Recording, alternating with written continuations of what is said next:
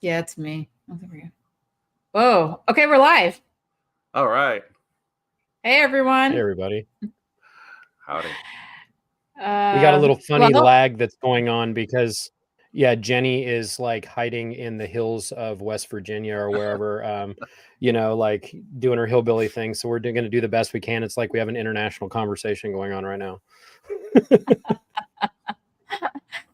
Oh, well, everyone, this is Jorge Avila. And he was actually in the Cadet Org and the Sea Org with both of us. That's right. That's how we know him. This is my first time. This is my very first time. So forgive me. I'm a bit nervous. I can't believe how long it's been, you guys. It's been a long time. It's been a very long time. So true. But, a lot of years since we've known each other. And then a lot of years since we've actually been able to like reconnect and everything. Yeah. Absolutely. Yeah, one thing beautiful. I hope we get a lot of the band back together. You know what I mean? A lot of the other ex-cadets. It'd be nice. Yeah, that would be awesome, actually. Jorge was the first. Somewhere. You were the first person that I really met when my mother moved to Hollywood and started the her Sea Org States Project Force Indoctrination. I remember I was living with you in your living room with you and your mom and Felipe and that ridiculous parrot that you guys had that would rip his feathers out and was psychotic named Screech. Yeah, so I'm trying to learn how to sleep in the city, which is noisy, and then this like psychotic bird is like he knew he was a captive in Scientology from day one, and he was trying to tell us, and we wouldn't listen. Poor guy. So yeah, poor Screech. I didn't realize that it was his family that was the family that you were staying with. Mm-hmm. Yeah, so when Rosemary started the EPF, Yolanda was Jorge's mom was the cadet coordinator. And she was in charge of the Cadet Org at that time. So when I arrived, it was sort of like, hey, we have this like kid we need to shove into this organization.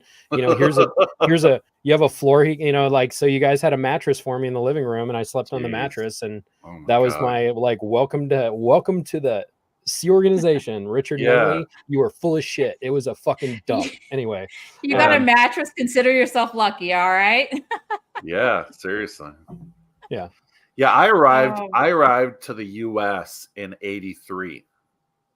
Okay. That's when I How arrived old were you? What's that?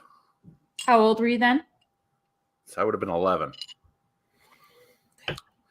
Back then, I spoke no English. I mean, I could say like things like, "Hey, may I please go to the bathroom?" That was like the extent of my English, which I was very proud to say. But that's all I spoke when I arrived. I remember I would get into these horrible fights. My brother and I mean, like very violent fights in the ATA and that there's a building on the corner of, it's Catalina, right? Catalina and Fountain. No, the ATA was on, it's Fountain and, is that North Berendo? No, that was the old L. Ron Hubbard Way. Vermont. Vermont was the next big street down. It was the next one over, yeah. So it's right across where the old bridge building was. Yeah, that's right. Half a block from the Fountain building for all of you people following the protesters. And before that, before when I arrived there, it was CMO PAC was there. Was the Commodore's Messenger Organization PAC. Where Bridge became, right? Before the bridge building. Before Bridge was there. Bridge was used to be over by where up on Catalina. It used to be where that's exactly where CTO ended up. That's right. Mm-hmm. That's right. Yeah. And it was crazy. I mean, I remember just getting fights with I don't know are we naming names or yeah. Do you? I mean, man, you should share your story. That's one thing. Like, even if you just want to use a first name, or if you don't want to, it's totally up to you. Yeah, I mean, there was a kid. There was Brian. There was Jason Ernestine. I'm pretty sure he's out. But anyway. I used to have a super crush on Jason Ernestine, even though he was like way older than me. Yeah, he was. He would. I think he was older than me. Yeah, he was a good-looking kid. Yeah, and his brother Jerry, also very good-looking. Anyway, but that was a different shortly after that, my parents went to the EPF in '83. And then I decided I needed to do the EPF as well in like 80, just later on in 83 when I learned English in about 2 months to converse, not to do anything like crazy, but I was speaking to people and communicating in 2 months. And then I decided I could probably do the EPF, and it took me about it was like a year and a half on the EPF. And then I went to the Data Bureau. I don't know if you guys, do you remember that Data Bureau? I forgot all about that. Yeah. Yeah. So that was 84. And that was in You're muted, Mike. Was that all at the PAC base? Yes, it was on the ground floor. Yeah. Back then, do you want me to share? If you want, I can actually share. If you want, I have Google Earth pulled up, so I can share it with you, Jenny. And if you want to kind of walk us around locations and stuff too, sure. That might be kind of fun. Let me share. You guys remember the there? I think you have to select it. Laura pointed out that the street was called New Hampshire, which is right. Yeah, New Hampshire. Yeah. So if you down at the bottom, if you go ahead and select that, then I can. If you just share it, Jenny, I think you can probably see the additional Mike Brown share window down there. And then I can kind of nav through it. Just add to stream. So if I do, I do this. Oh, super. I'm new at this, y'all, so give me some grace. Nice. If you zoom in on the complex on the bottom, on the the two arms, the one that's closer to if you like right across down from here, the fountain building. Like here was the fountain building where we lived. Right. Like now my understanding is this is actually like apartments for people that are doing services at AOLA. This fountain building like right a here. Hotel? Oh, really? It's kind of like, I think that they rent it out. So when people come, because the idea on AOLA is they're trying to deliver this upper level bullshit Scientology stuff. So they get people to come from other locations and they have them stay in the fountain building, and they've renovated it as apartments for them to receive their services right here across the street at AOLA. Wow. But yeah, this is the big. It used to be a total dive when we lived there. Oh yeah, and then we had to move out because of all the earthquake stuff. Yeah, they actually. And I think our window is right here, right, Jorge? No. Well, so that Mike, that you know what that is? That is the CMO. That was the CMO nursery. Oh, okay. So that's where like the Jamie Mustards and like I don't think Jamie was in there. I think he was in that Jamie. Shit over by Wilcox. It was later. There was that was Taryn and Kiara and all them. But there was two of them. There was Kiara and Laura. Well, they were in the Exec Strata nursery. Oh, okay. I thought they were all at the daycare at the CEO. They were all in one nursery. No, so the CMO had their own. And the Exec Strata had another one. Mike was in the Exec Strata one with Kiara, Laura, me. Okay. Do you remember? I lived on the very first floor. That window, to the left over here. Yeah, that the bottom floor left, right in the front was my room, and across the way was Heber Gents. Yes, that's right. I remember that. And if you zoom in on the fourth floor, that first window, that one, that was ours. That's where we used to live. Okay, gotcha. That one and the one next to it and the kitchen one. That was all us. With the psychotic parrot. With the parrot. Yeah, poor thing. Yeah. Go over to where the ATA is so everyone can see where the ATA is. All right, so we would live in this dump, and I'm like, this thing was like, it had to be condemned after one of the earthquakes because it wasn't earthquake proof. Yeah. And this building right here, like there was a bunch of like noise and stuff about, the Aftermath Foundation. They put up that sign that said, hey, contact the Aftermath Foundation. That sign was right there, which was right outside of where our playground was. And this is now, this front yard right here was where we would play. Warball. Yeah, warball and stuff, and then we'd have, and then this was the backyard. So this area we had I mean, when you were the CO cadets, Jorge, how many kids at the height of that did we have? It was at least 100, like stuffed into this little ass building. We were more close to than 100. Yeah, we were close to 200 at one point. Oh my God. We had yeah. It was so that is and we would sleep on cots in there until our parents would either come and get us or not. Yep. And do y'all remember before the public storage went in there, it was the big huge bum lot. It was where they had the trash dunes and right back the here. bums lived there. Where that big storage place is. That didn't used to be there. And it had all that trash and shit all over it. Yeah. And that there was that one lady who was like a little heavy set, and she was the like legit bag lady. And anyway, yes, remember her? She actually wore a bag. She wore no shit like a black trash bag. She was mean. The other ones were nicer to us. Like we could give them money and they'd go buy stuff for us, but she wouldn't. No, she was not happy. I remember one time in 80, like right when I first got there, and I'm like, I couldn't speak English yet. All of a sudden, all the kids started going nuts and screaming, Abel, Abel, Abel. And I'm like, what is Abel? Right. And they all ran to the backyard to overlook that lot. And out pops Abel Schwartz. Remember him?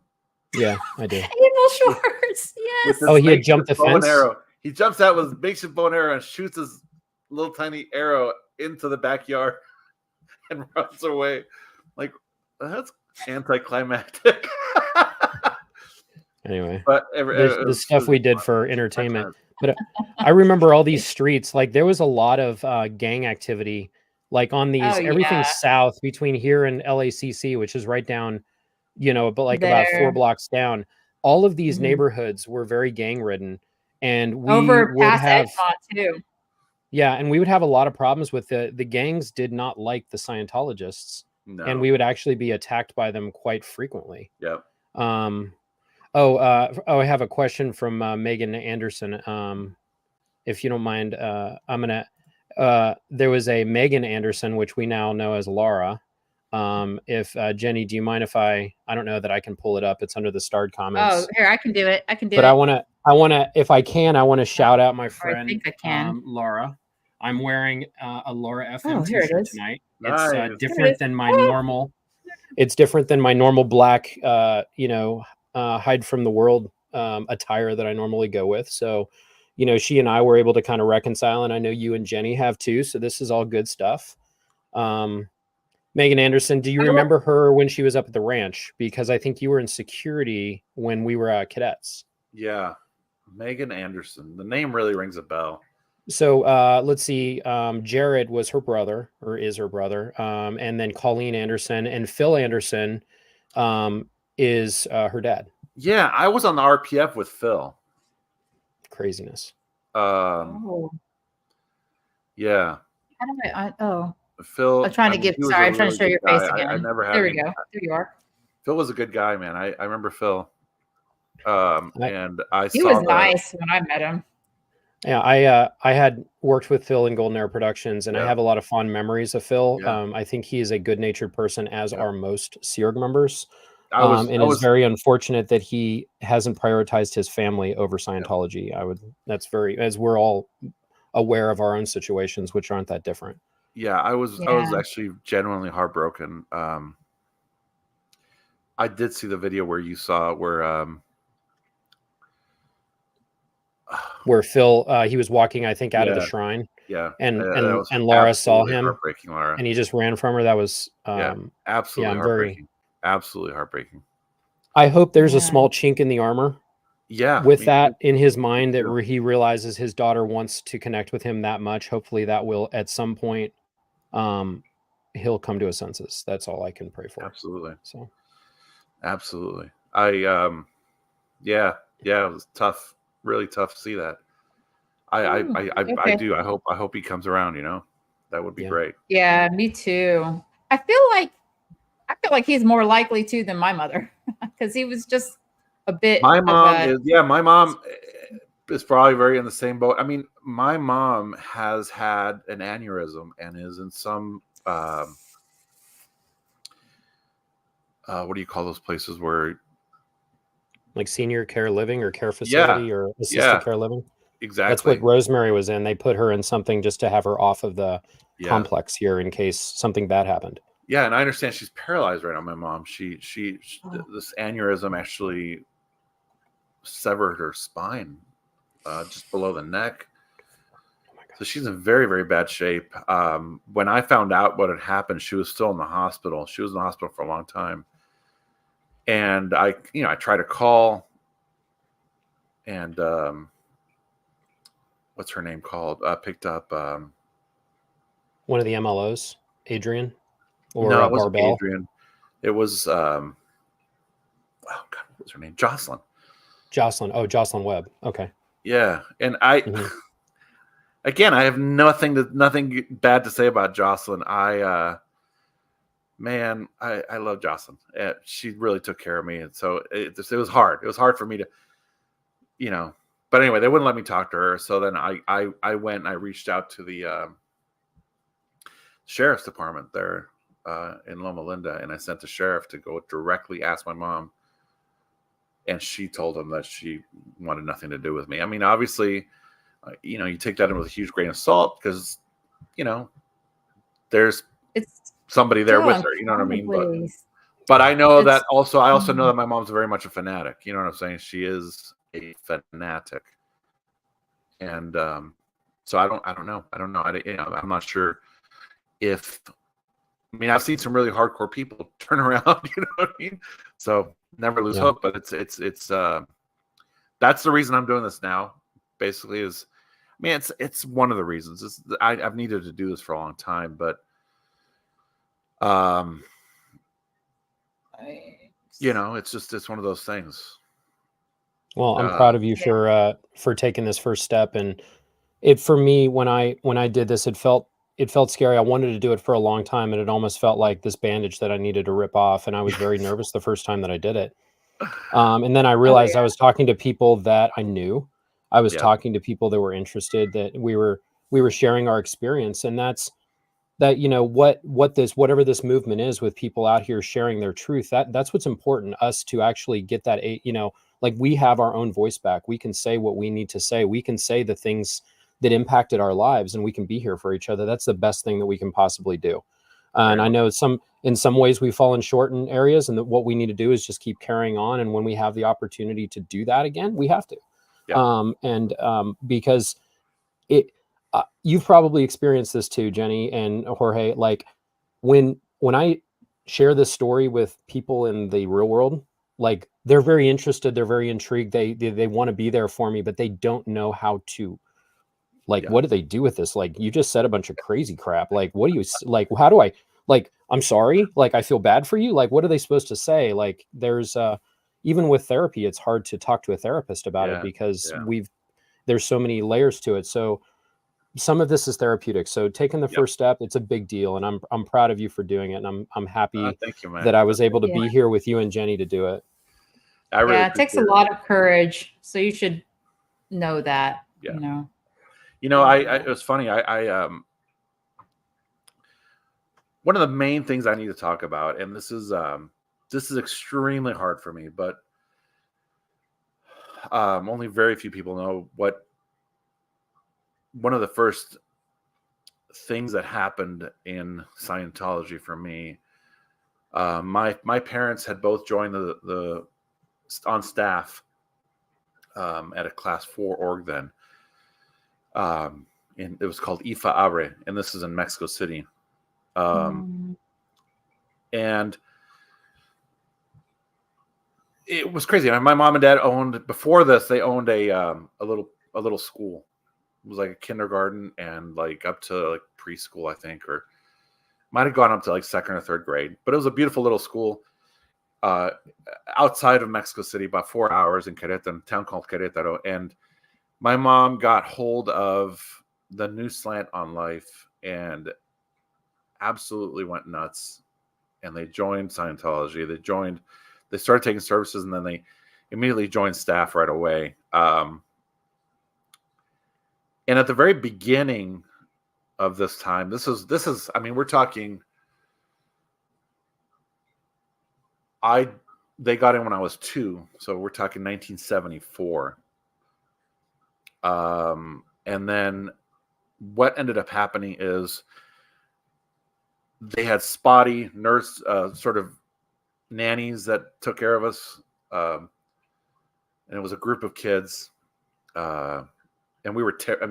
We terrorized these nannies. I mean, we would go through the nannies. I mean, it was bad. We had nothing to do, and we were bored. And I mean, we were just bad. And we were bad. You're just kids. Horrible things. Kids without enough supervision. Or enough to keep you busy. Though, I mean, we were on another level. I remember one day we were living in the staff house and in Mexico City, and we prepared this route through this old, they were ancient houses. And we prepared this route that we would aggravate the nanny, and she would chase us up these stairs, and we'd go through there was a bathroom that would connect to another room. And then we planned this whole thing out. We put shampoo all over the floor of the bathroom. We had a bunch of stuff, like big pieces of furniture, on the top of the stairs. And we antagonized this nanny. She ran up the stairs. We threw a bunch of stuff at her down the stairs, ran through the bathroom. We knew where the shampoo was, so we avoided it. She fell. We kept going. We went up these stairs, these like sort of fire stairs that went up side of a building. The fire escape stuff. Yeah. So me, and I must have been 5 or 6, and my brother would have been 2. And it was insane. Up these things with a bunch of other kids, and we're throwing rocks at the neighbors, who then get out their BB guns and start shooting at us. So we run back down. One of my friends got hit in the butt. And we would go through these nannies. Anyway, there were times when I was completely unsupervised in Mexico City in what's called La Zona Rosa, which is a dangerous part of town in Mexico City. Mexico City is not back in the 70s, it wasn't as bad as it is now, I think, anyway, but it was a dangerous place. And I would go wander around on my own or with my brother. And one day I was outside of this organization, just idle. I was doing nothing. And a man across the street, beckoned me to go there. I was like, no, and he ran across the street and he grabbed me by the hand and took me across the street to this building, that was across the street from this org.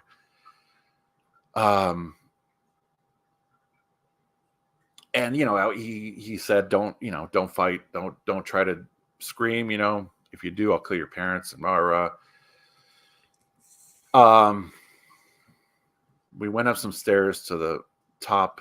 It must have 3 stories or so, maybe even just 2. I'm not sure.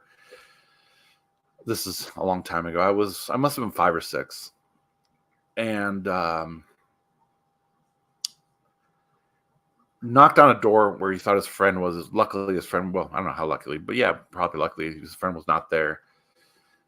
He kept on going up the stairs to sort of a landing, if you will. And I was raped. I'm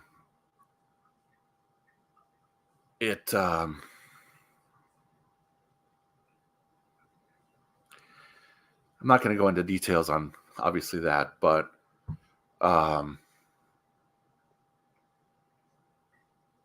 it's hard to cope with something like that.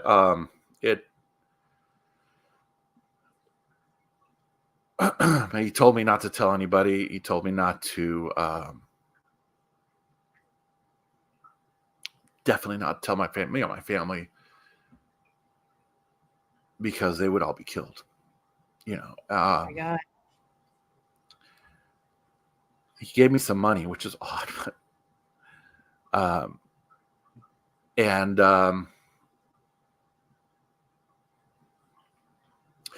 yeah, I went back to the org, and I didn't say anything for a few days. But I did tell my mother. Well, she found those money I had, and I finally told her what happened. My father that night, I heard he went out and he was screaming, and but the really weird thing is that I'd never received any kind of empathy or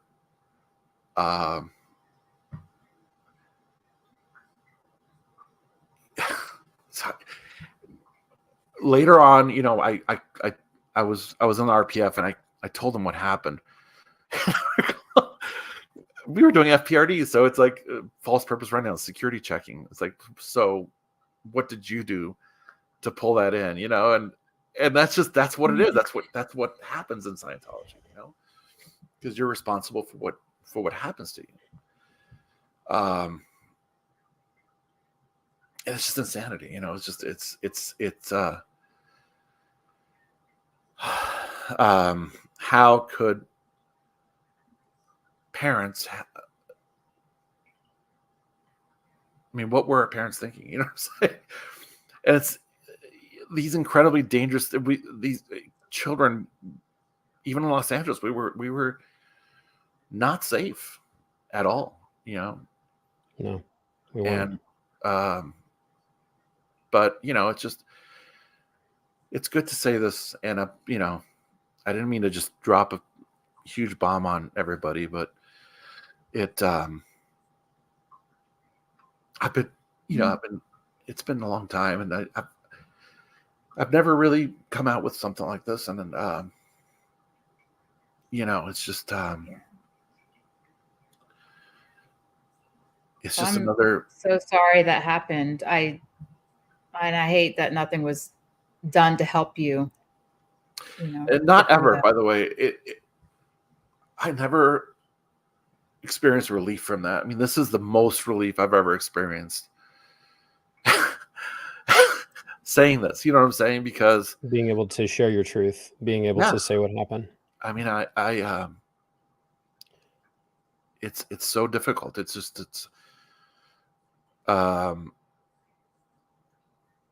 But you think, as a parent, I have a child now, I would never put my kid into a position where this could happen. You know what I'm saying? Or at least I tell myself that. Things happen, but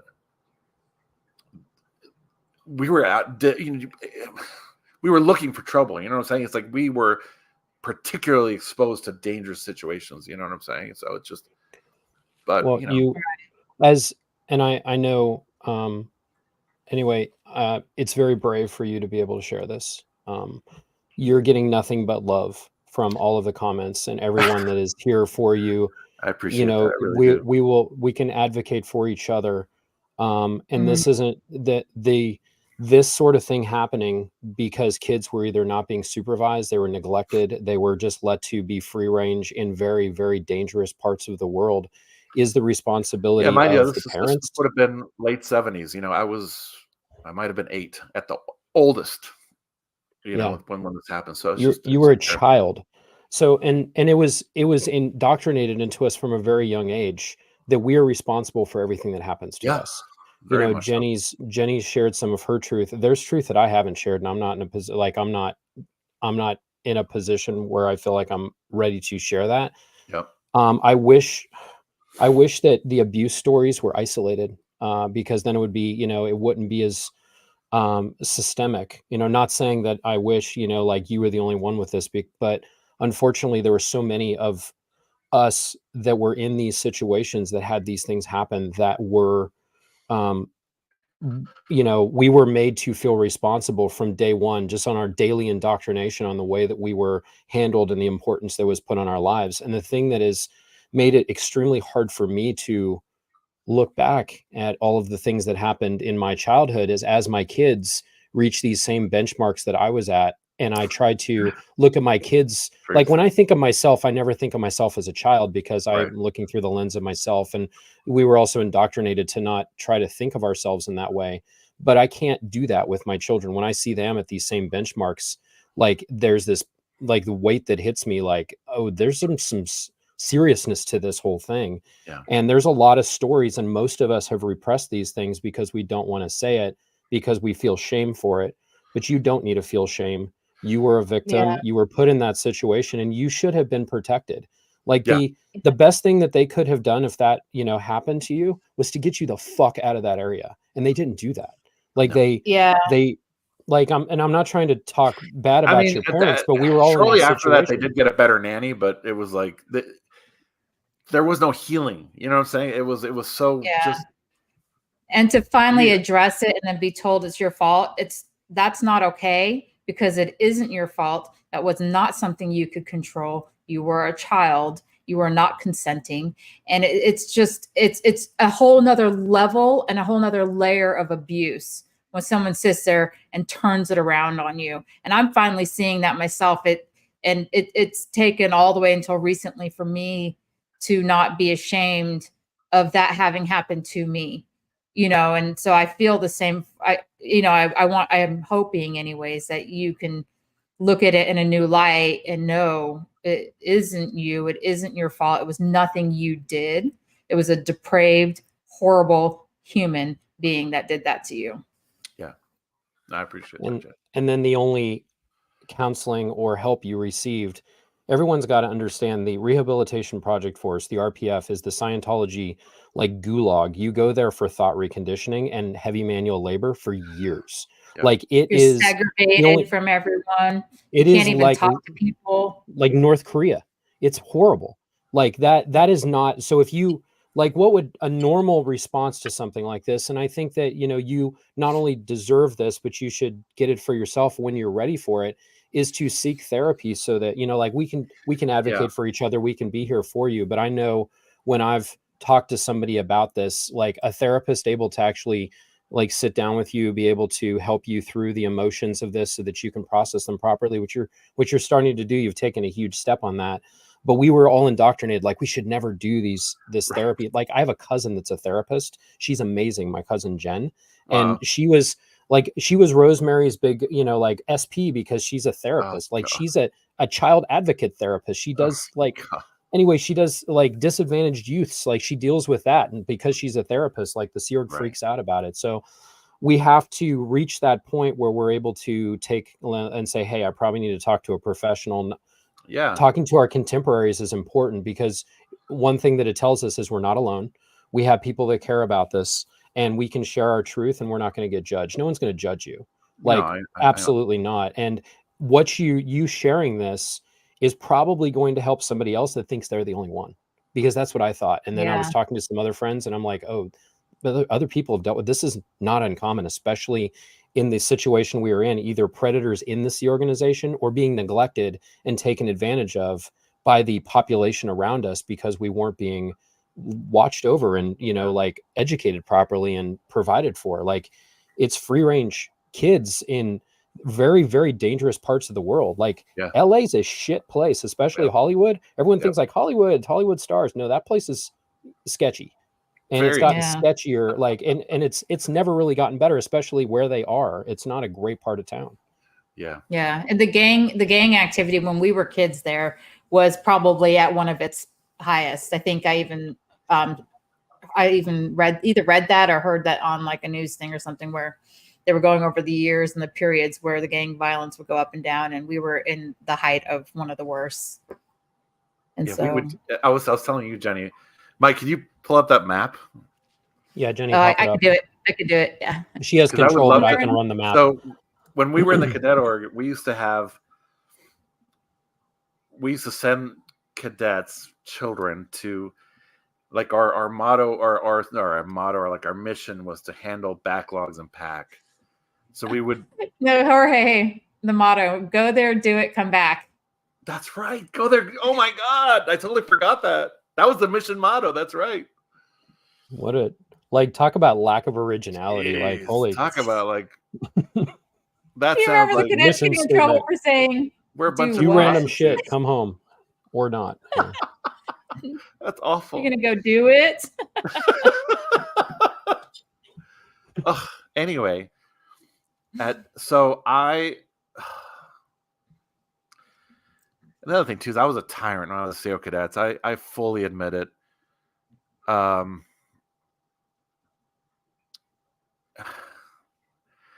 Like I feel guilty at sometimes when I was a CO cadets because that was the funnest job I ever had in the Sea Org. But that was me having fun at the expense of a bunch of other kids, which is horrible. But anyway, Well, here's what's even funnier is that you're sitting there saying this was the funnest job you had in the Sea Org, but you were like 12. You know what I mean? You were 12, 13, 14. Like you were a child and you were made to work. After the Portland incident, I'm not going to call it a crusade. This is ridiculous. But anyway, after that, I was sent on a CMO mission to handle the cadet org along with a bunch of other kids that had already, that were already Sea Org members. I remember that. Holy hell, that just re-registered. We were sent in there. Wow. And there it was like this command team sort of a thing. No wonder I hated you. Yeah, it was ridiculous because it was disbanded in about a month. The kids just were taken back to their jobs or whatever. But in there was Nathaniel Epstein, his brother Alec.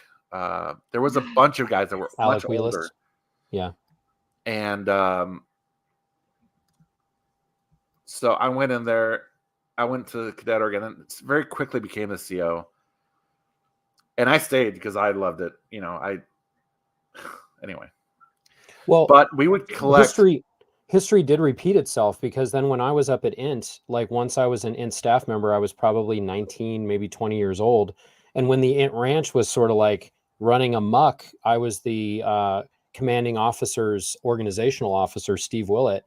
And they sent me out to like get all the kids like into shape. And, that's when Laura FM thinks about me, she remembers me as this, tyrant that's like, 10 years, like she was like 9 and I was out there having them do marching drills, like, making them do all their stuff, kind of running it like boot camp.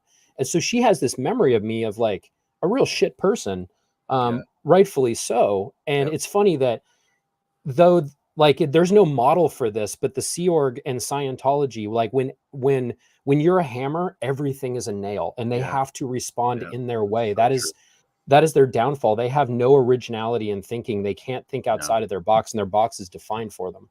So very, very interesting. I wanted to quickly give you an example of how some of the craziest things we did. So we would collect money from these organizations in the base and PAC base. So we would send in like 30 kids to handle the Center files. Data files, not the CF of ASHO and AO and LA Day. And if they didn't these organizations right here, if they didn't pay, I remember just walking in there and just all the kids, let's go back. And they would lose their shit because they're losing their free labor. They're losing like a massive work. And at one point we were making like $1,000 a week, which is crazy. But one of the things we would do is we would go collect from all these organizations, but we also collected from the Way to Happiness Foundation, which was in this building right over here across the street. No, it was way down. So go to the ATA, Mike. Go to the ATA. Okay. Okay. Now it would be me, Tivin Luker, and maybe what was his name? William Kilmartin used to hang out with Tivin all the time. They were like Siamese twins. There was another guy. I forget his name. I think his name was it Guy? He was the Guy FBO. Tennant. Guy Tennant. Yes. Guy Tennant. Yeah. Holy crap. So we would bicycle on. This is on bicycles. Go down, Mike. Go south. All the way down to Wilshire. Mm-hmm. I want you to go through this route because it's insane how 3 kids on bicycles keep going well past Santa Monica Boulevard. Yeah, down. So that's Santa Monica Boulevard. Keep going.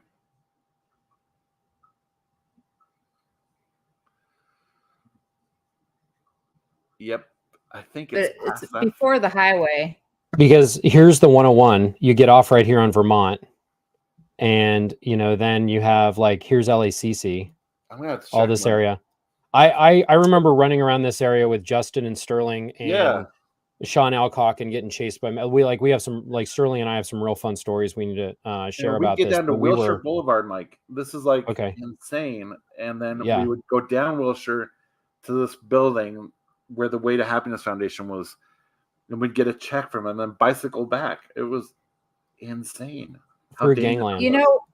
While you're on the subject of that, Jorge, because that is absolutely nuts. You send these 3 little kids way down somewhere into I'm telling you, right around when you get to the LACC area, the gang people are always hanging out there. Yeah. So you're going to go right through them to get to the Way to Happiness. Yep. And one time, because when the gunshots started going off almost every other night, they decided that what we needed to do was a cadet mission to distribute Way to Happiness Foundation, Way to Happiness booklets. We roller skated down there, picked up the booklets, us little children, came all the way back, and then we went to every apartment within 4 or 5 square blocks, every house, every apartment, and delivered Way to Happiness booklets, as if that was safe. The reason we were doing it was because there were gunshots all the time, and you send these little 8, 9, and 10-year-olds out there. It's And then one of the other brilliant, bright ideas was to get the gang that kept attacking the kids and invite them to come and play basically war ball in the front yard right now. So all of these containers were gone. So we had Bob Harrison or whatever shit idea this was. Anyway, so we had the Mexican gang on one side, us on the other side, and we were playing war ball, and then of course it ended up escalating, them starting to throw milk crates at us and in fist fights, and then chasing, it was bad. It I don't remember that. That must have been after my tenure. That must have been after I had never been hit in the face so hard with one of those balls. It actually hurt that time. And then we used to play with basketballs, tennis balls, soccer balls. We play with any kind of ball. I remember it was insanity. It was the real deal. Anyway, it was an attempt to resolve the conflict. Do you remember Orion? Oh my God. You want to know about Orion guy? That guy shows up out of nowhere, for starters. And within, I don't even know his name. And he, we're in full on fights at the ATA, almost every single day. And I just don't even know who this guy is or what I have ever done to him. He kicked me in the head. He's punched me in the face. He's stomach. You name it. I was beat up by this guy. And later on, it must have been after we were both in the Sea Org, and he randomly came up to me and he just apologized, said, "I'm sorry. I just want to let you know I'm sorry for what I did." Orion guy, he was the #1 recruiter for iHelp. He would go and sell more iHelp memberships than anyone else. You remember they would go around with through all the orgs, and that was one of them, the continuing missions that they would do is sell these memberships for the FSM program. And they'd have the kids get these adults signing up become field staff members in order to then get other people into Scientology. So this whole network, we were being used as children to make money for Scientology or to handle their problems, their central files. If you think about that, that's a money-making tool. And they were using the kids in order to sort that out so they could harass people to get them in the door to pay for Scientology. It was hundreds of thousands of man hours that were put in by kids. I remember. I was doing the shit. I could barely read. We extended beyond the central files. We started with that stuff, but eventually we were doing all kinds of work. Folder running, renovations, cleaning, galley work, all kinds of stuff. It's insane. Yeah, it was a lot. We'll have to do one of these days. I want to do a full tour, maybe with for the protesters, and explain to everybody all of the intricacies of this pack base. And that's why I've started with Google Earth, like marking everything out so we can start actually like saying, hey, this is where stuff is. This is where they're sneaking around and all that stuff. I think it'd be kind of fun. Yeah, I mean, I remember one time I used to explore. I used to be one of these people that explored the basement. Oh my gosh! Oh, you yeah, remember the early days? Yeah, like the basement. We found the incinerator.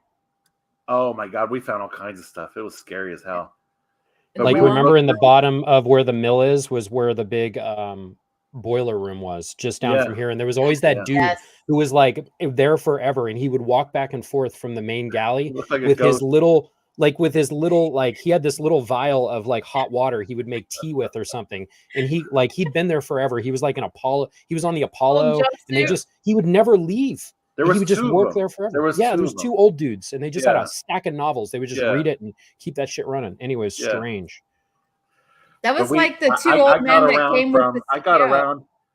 Like I figured out you could underground. You could go to AOLA building, to the bridge building. Mm-hmm. No, bridge was the only one you couldn't get to. You actually all the rest of them were connected. You could. Bridge, you had to go out of the back of AO and down into bridge. Like you kind of had to do a brief little breath. No, CLO and bridge were attached. That's what it was. CLO and bridge are attached right here. Which of these are these two buildings? You have to sneak out the back through AO and go down to the basement there, and then you get the rest of the way. This old bridge building is now IASA Regis, and it's also their call-in center. So when all of for all of the shit, when they're trying to get people in, like for selling the basic books or their events and stuff, there's a massive call-in center inside of this building now, and it's run through the CLO, but all the staff members are required to go and do a certain amount of time in call-in to try to get people in. And it's one of the, like Rosemary was telling me, that's what they're using that building for.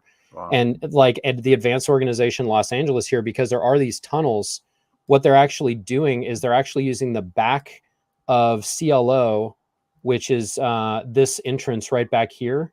I can't remember what this road is. I have road signs turned off, so it's not too much, but there's an alternate entrance right here in the back, right back here. And they'll have the public park along these streets, go through CLO over into the back entrance of AOLA, and then they'll go through the tunnel in order to get into to ASHO. So with all the protesting, what they've been doing is they're routing everyone through the tunnels so that there's less people for the protest. Wow. There's not that many people going anyway, but they're actually running them through the management building in order to avoid the protesters. So this is like right across from the Wendy's. How busy that it was, how busy the whole packed base was. Super busy. It was super busy. It was super, super busy. And now you can't see anybody anywhere. All our hippie parents were like, blazing a trail. So anyway. Back when we were kids, like the LA Org parking lot was packed. Like most of the time people couldn't find parking. That's right up here. Like remember this whole area. The Manor bus? Yes. Yes. I forgot about that. Yeah.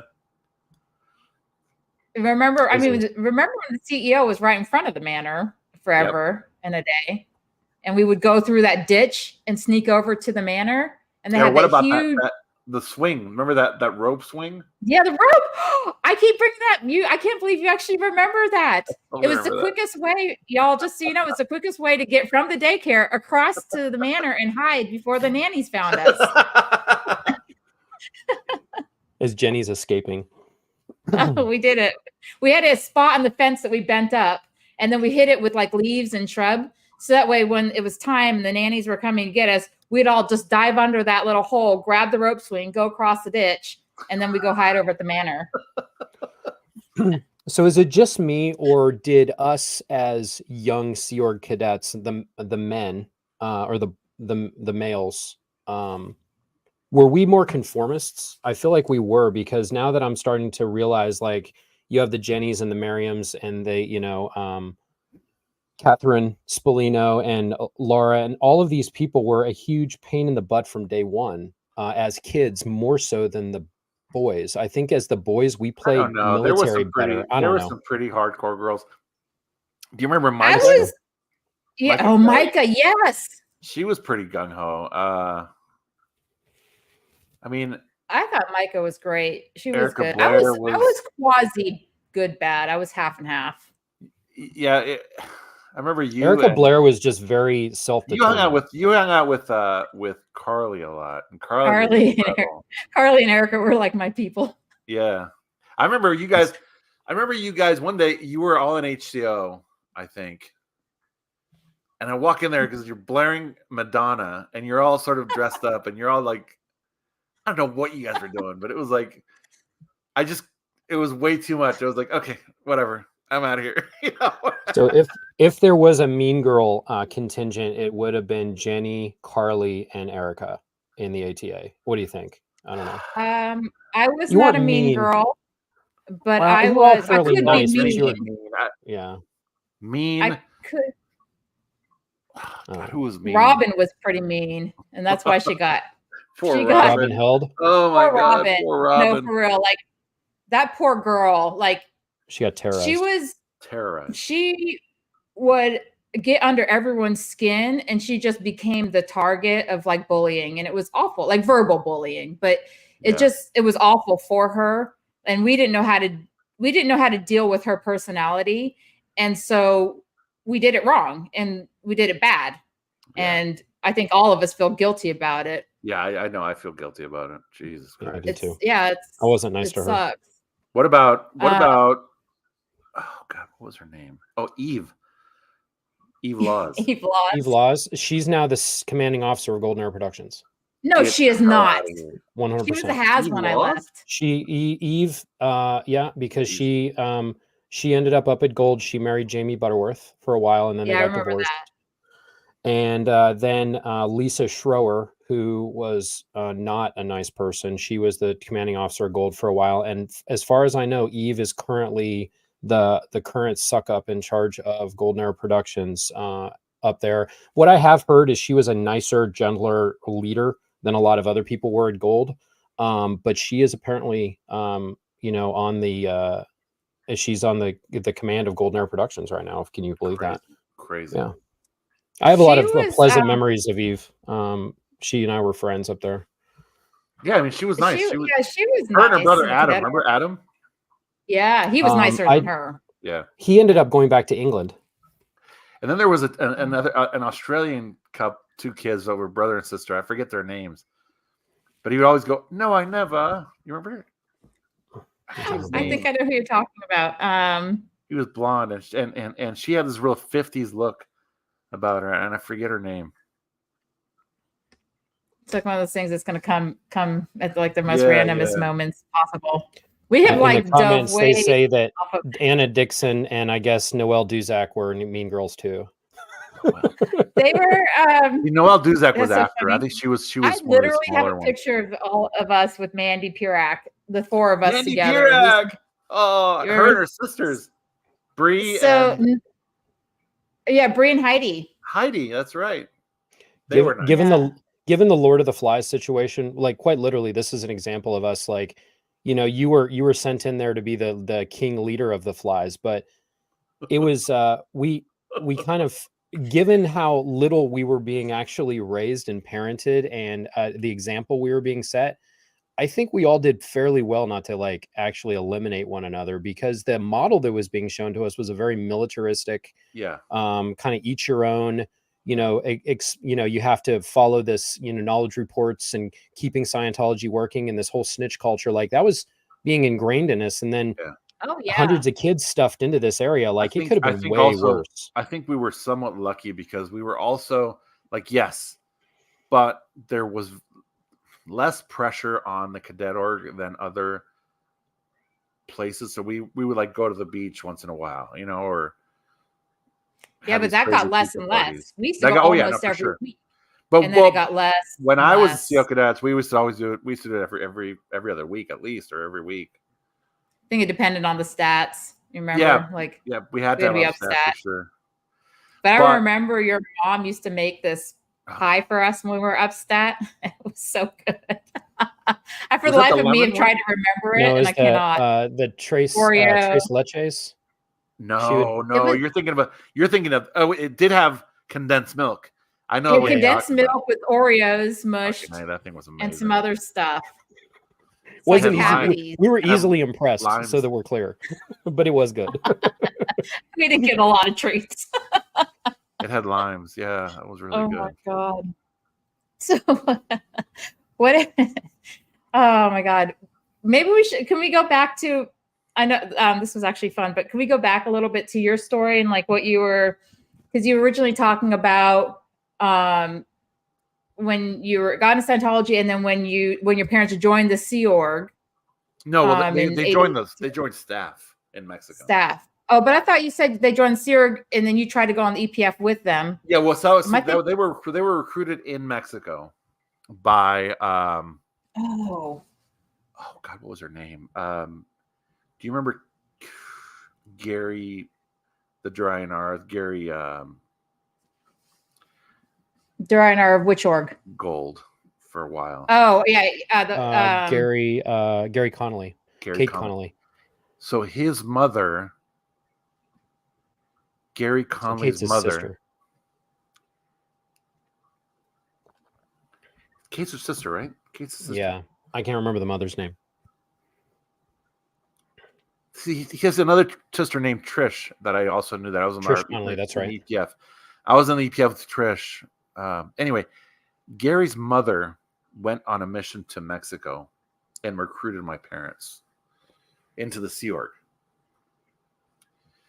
And from there, we went to Los Angeles in 1983, in April of 83. And that's when they went into the EPF. And we were like, I remember the first day, like, brother and I spoke no English, and none of the people in the CEO or ATA or anywhere spoke Spanish. I mean, none. Right. Zero. Remember Esther Ernest kind of. Oh, wait, someone said Philip and Matu. Yeah, Philip Matu DeBay. And then Doug Lowing. Oh, yeah. Amber, how come I don't know you? You know all the same people as us. That's right. Do I know Amber? Do I know you? Who is Amber?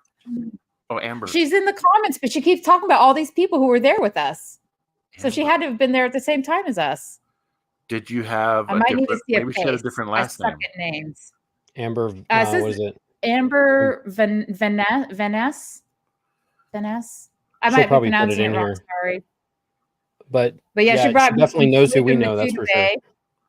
I totally got you back on track and then I distracted you. I'm super sorry. You're good. You're good. You're good. It's like, ooh, shiny things.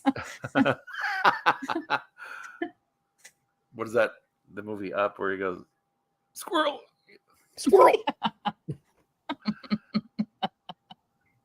The cadet org was just horrible for her. It was horrible for me, yeah. Yeah, and I'm sorry. I really am. I recognize I was a tyrant big time. Well, it's not a natural state of affairs, and this isn't to justify my behavior or yours, but we were children being put in charge of children and then given power, and then also indoctrinated. So it was a recipe for bullying. It was a recipe for, like the missing link in all of our childhoods were our parents. Like that's the missing element that we should have had advocates. We should have had good examples. We should have had a proper education, and we were all being told what our futures were going to be. So when you're a boy that just reaches puberty and you're told you're in charge and you're supposed to run all this stuff, it's very intoxicating, especially when you don't have, like we can look back on that and reflect back and say that like I can't imagine myself doing those things.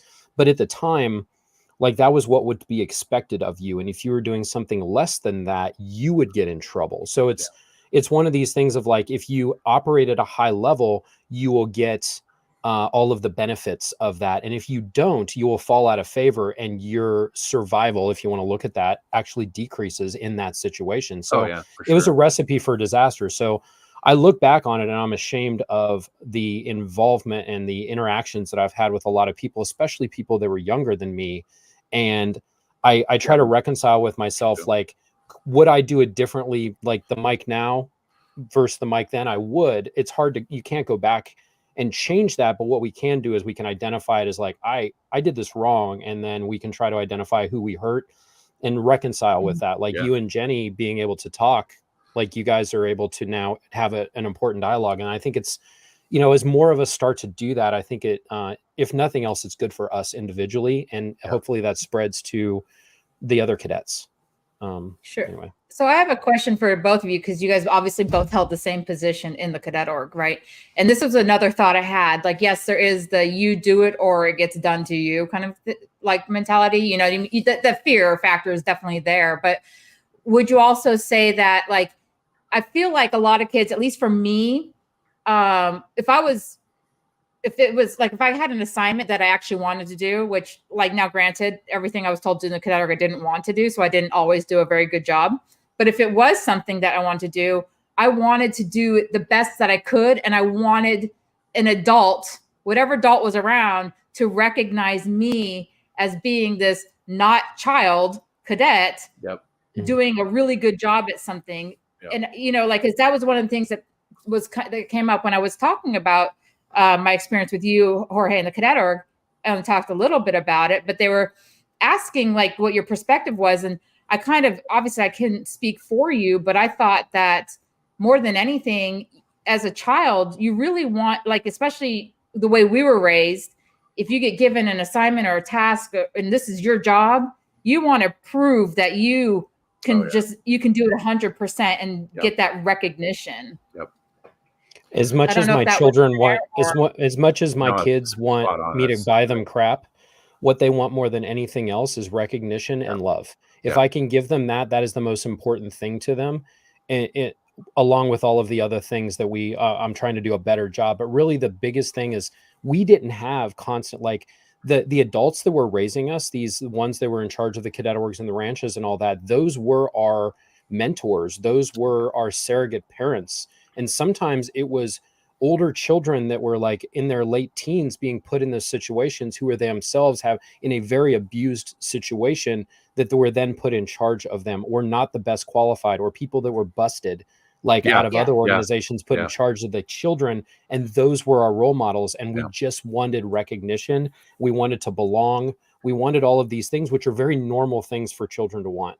So when we do good as these little enforcers, or we fill this role as a cadet executive or as a Sea Org member, even when we were young Sea Org members, like 16, 17, 18 years old in these organizations, if you think about it, those are still kids. We don't think about ourselves as kids. We were kids, and we were getting recognition by our seniors. Was the biggest insult, is to be called a child. That was like, that was the term child was actually a lower level than cadet. Like when you're a child, sometimes they would bust you from cadet down to be a child when you were already a cadet. It was sort of like a light. I have definitions of children and cadets. I forgot I printed these for something else. Now, wait a minute, Jenny, before you do that, I just have to comment on something. Yeah. How is it that you look exactly the same? I look like, I don't know what. You look, I mean, it's just, anyway, sorry. It's good lighting. Good genes. I don't know. It's the lighting. No, you do look good. I turned the lights off so you can't see. No, but you look great. It's probably like, because I'm half white, half Asian. It's probably the Asian side that's taking over. I'm guessing. You're in nondescript age. It probably ageist, so sometimes Asians don't. Do you ever see there's a YouTube video that says, "Where are you from?" And she's like, "I'm from San Diego." She goes, "But where are you from?" I'm like, "Well, I was born in San Diego, but then I came down." And she's like, "No, where are your people from?" And she's like, "Oh, I guess my great grandma was from Korea." Have you seen it? Try to YouTube "Where are your people from?" It's the funniest thing. Anyway, sorry, I'm getting carried away. That's so funny. No, I blame some of it too from my Arrested Development that I had from the Sea Org, because when I came out, I was so out of control. I was like, all of a sudden, like this leash was taken off, and I was like, woo! So I think maybe some of that is I'm still a little bit immature. I tell you, I'm going to be totally honest. I escaped to Mexico City from Gold, and I remember that first week, man. I was in. Man, it was incredible. Go eat in restaurants and go to the movies every day, and it was insane. That is wild too. Like so when Jorge and I were speaking the other day, we were talking about his escape from gold and what he did that kind of threw everyone off the scent. You should tell them the story. It's pretty wild. Like, honestly. We'll have to get to it. Yeah. You have a second, Mike?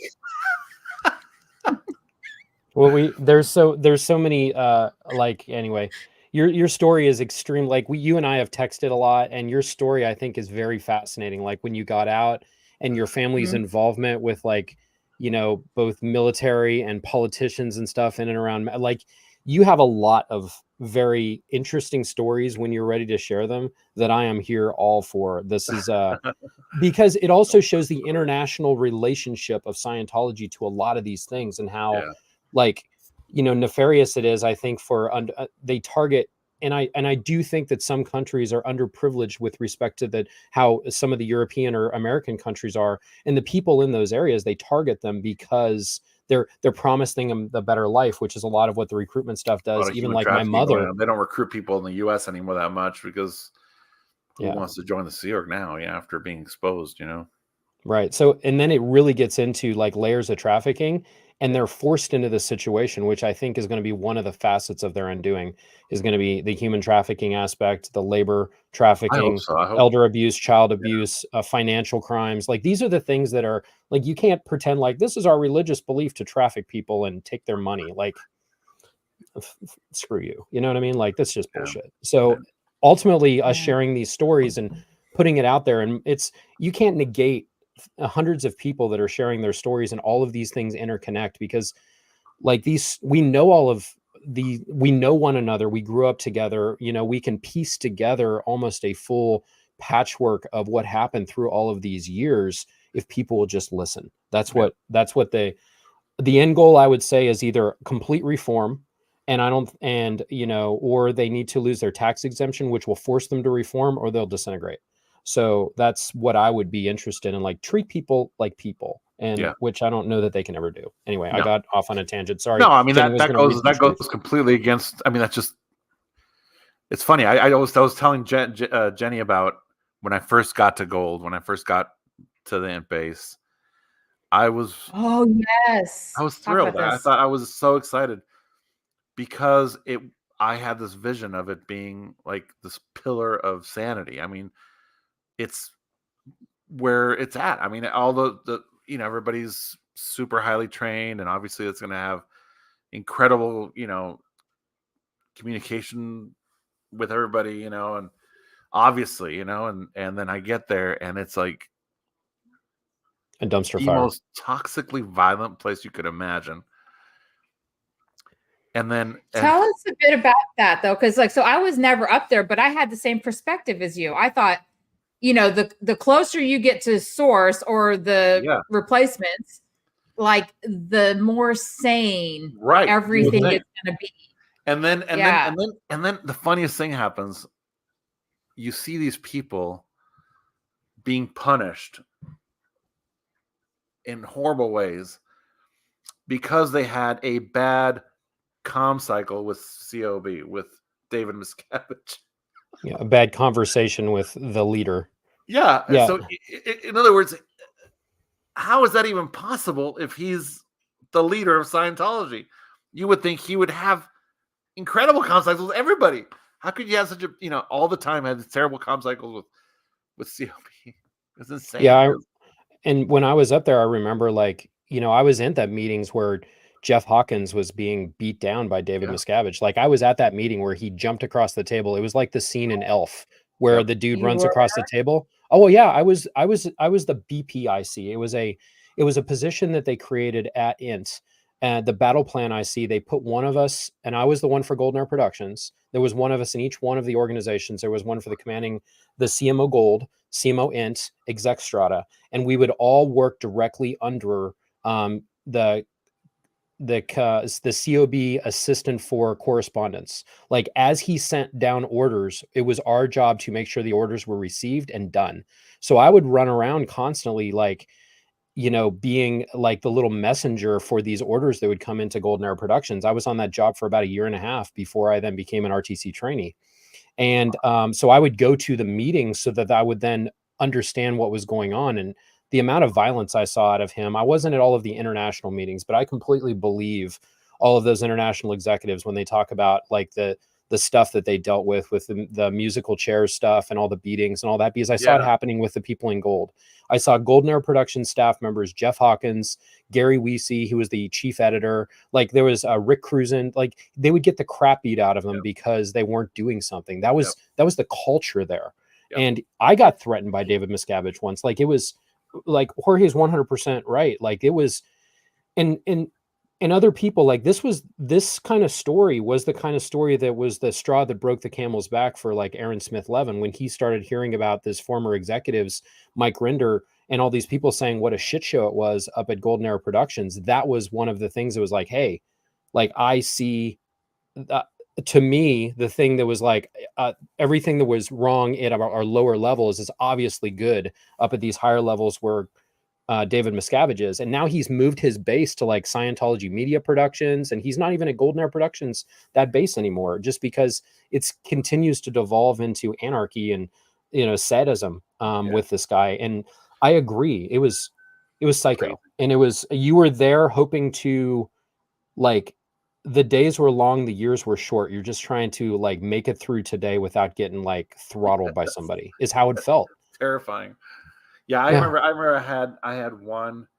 Well, I saw this many times, but I was up at Eagle up. So behind the base, there was these mountains. I'm gonna have to pull up Golden Era Productions next. In security, I was up on this hill for like 16 hours a day, which was insane. But I saw on many occasions David Miscavige abuse physically executives like oh god, what was his name? IG Tech. Ray Midoff. Jenny, I have Golden Era Productions pulled up if you want to put it up there again. I can. Yeah. Different. I saw him punch, kick, and it was so stupid too because he could barely reach Ray Midoff's neck. So Ray Midoff literally had like he could see him reaching for his neck. He had to bend down a little bit for him to choke. Oh like my Ray God. Midoff's like 6 something, and David Miscavige is barely 5 foot.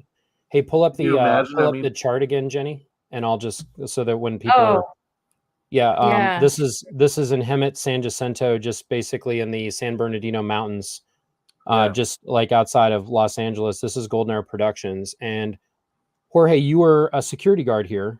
Yep. I don't know did you work under Jackson? I don't know who you worked under. Yep. But up on the mountain up here, right there. I don't know if they can actually see it, but right there. You've gone too far. It's isn't it kind of on the side? I think they showed it in somebody showed it a lot. It looks like they've erased it, Mike. It's right here. Yeah, that's it. There it is. The little dugout right there where they look out on the whole property. So I had to sit there for 16 hours a day overlooking the property, and oh my god, that was one of the roughest jobs I ever had because it's boring and you fall asleep. There's no way. I mean, it's all night and part of the day. But anyway, whenever anybody touched the fence, it would set off an alarm. And I had these high-powered binoculars, and I would look and see what the deal was. And if you look along here, you can see the perimeter fence that goes this is the south side of the property. You can see the fence like right along here. And I was a terrible guard because I can barely see anything. So I was the wrong guy for the job, but there were times when they would test me, right? I remember John Stumkey and Gary Conley one time set off an alarm and I couldn't see him. It was one of my first days. I'm like, I don't see anybody. And they're like sitting there waving at me, right? And I couldn't see him because I hadn't gotten an idea of what people looked like at certain. It's weird, hard to describe, but it's so far away. Anyway, it was bad. That's ridiculous. So I mean, what are you supposed to do? You're like way, way, way, way up there. I guess try to call somebody or something. Well, you have a radio, and so if an alarm goes off, you can dispatch somebody or whatever. Like this is his view when he's at Eagle. He can see like this. He can see the whole property. So you can say, hey, there's somebody on the south side. The lights go on back here because Yeah, if it's something nighttime, it turns big on ass 3 floodlights. sections of the fence into daylight. I mean, these massively powerful lights that go off, and 9 out of 10 times it's an owl that landed on the fence. You know what I mean? And, yep, it's an owl. You know, and it's funny how like it's funny though, like how like confidential they kept this location, and how when you're not up there, you don't know, you have no idea of all the abuses that go on. You just think it's this amazing, most standard, sane place you could be. And I remember being at Bridge, so we had to work very, very closely with PDU. And so that was like one of the descent divisions for gold. And so they would have to come down a lot, and some of our guys would go up there, but more often they were coming down. It was in this building, building 36 on the third floor. Third floor. Yeah. And I do remember this one time where we hadn't seen them in a while, because they used to come down every single week. They were always there, and we would get in fights with them and everything, even though they were like senior to us. But that's how often we worked with them. You know what I mean? Where we had that kind of a relationship. But they disappeared for a while. And I remember Mary Ashworth and Jeff Hawkins came down. It was like a new campaign was just starting. And so they came down to kind of brief us and kind of get the lines all in, or whatever they want to call it. And they were so like gaunt looking. Like we all knew that some serious shit had just gone down. And that was when Phil Anderson was WC Pubs, and he also disappeared. He was coming down a lot too. And then he never showed back up again. And then we had a new WDC Pubs. But it was the only sign I ever had that was like not great, because all of my friends were up there, obviously, because all the people who were in the cadet org whose parents were in it, we all went on to the EPF together. I just got told to go, even though my parents weren't up there. But then they went up to the ranch, and then I ended up going back to the PAC cadet org. But I would see them at all the events and different times. And even through them, I didn't know that it was awful. Like, so it was kept like under wraps pretty well. Yeah. What's strange is this property is gorgeous. And it's gorgeous. Okay. And I got to show you the insanity of the way that they will do whatever L. Ron Hubbard says in his policies. I'm going to pull out a little bit here. These are farmlands around here and some cows and other stuff. There's some agriculture and stuff, but I want you to look at the mountains around here. It is high desert in Southern California. Hubbard said he wanted this to look like Scotland.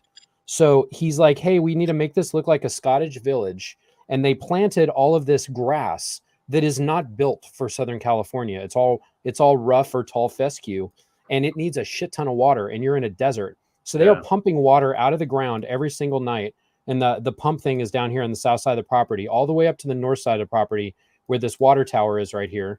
And they are watering every single day. They're spending hundreds of thousands of dollars in electrical bills on a weekly basis to water this place and to keep it going, just to make it look like Scotland. But mind you, Mike, if you zoom out behind the lake, looks like they're having a rough time. I mean, that looks like shit to me. Yeah, I mean, Pablo and Kiwi or whatever, they're. I mean, the square paces are down there. You as a security guard, square paces. I forgot. Anyone who worked in anything related to an estate, any of the estates, their statistic was square paces. Yep, that was and any Sea Org base. So these lawns people, they had a army of people that would mow these lawns with these huge mowers. Massive mowers. And they would be out there like treating that. So they're overwatering it, and then it gets like a bunch of mold on it, and then they're trying to treat the mold. And then there's a bunch of brown spots. They're spraying the brown spots with like green stuff in order to make it look nice so they can have their stats up. Meanwhile, this place is picturesque. None of the staff are taking any time to enjoy this. You're all inside these buildings working your ass off. It's so strange. It's like La La Land. It makes no sense at all. It was craziness. That's crazy. Anyway, yeah. So Jorge, when you were up there and you were starting to see all that stuff happen and you were on a ridiculous post, what would you say was like, did your desire to leave, like, was it a slow kind of burning thing, or was it just like, okay, no, that's it. I'm absolutely not being a part of this anymore. And then so when I got there, I had already been through the RPF. I didn't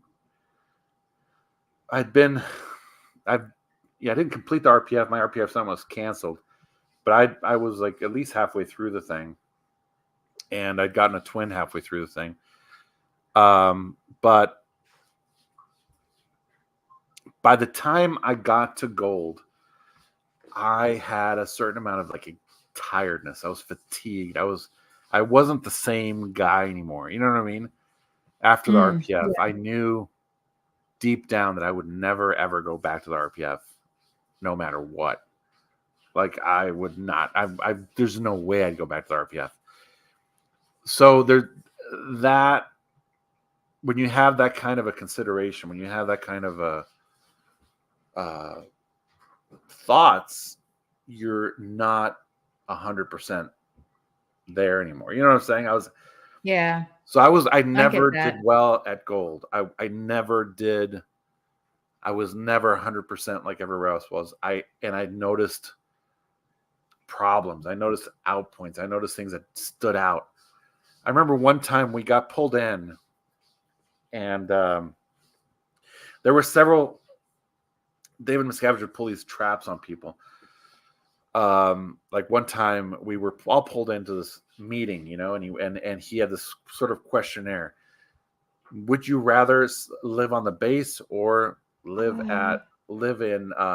In the local town. They lived in Hemet. Everybody lived in Hemet. Mm-hmm. And Sterling talked about this. Yeah. Oh yeah, I remember it happening.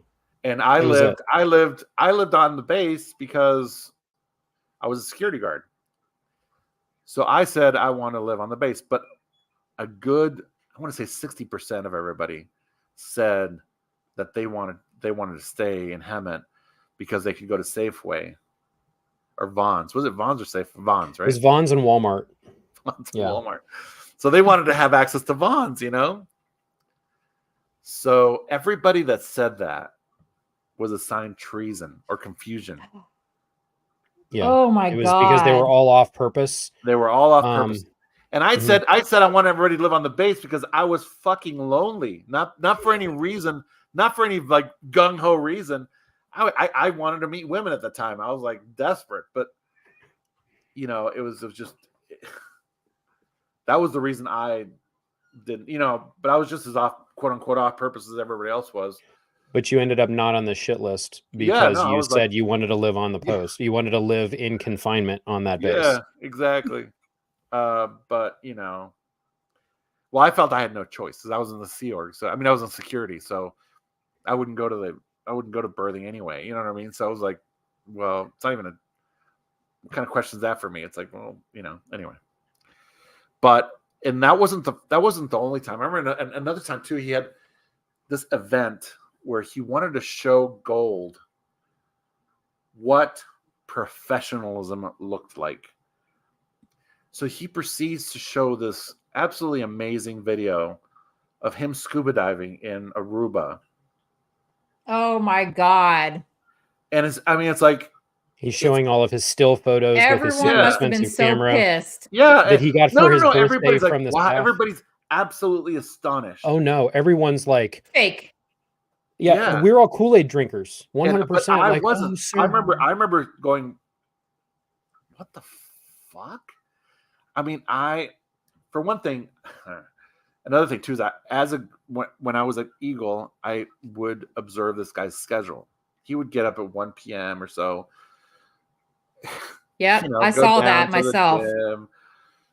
You know, he had this lax schedule, really. I mean, but it made it look like he was up all night all the time, but he really wasn't.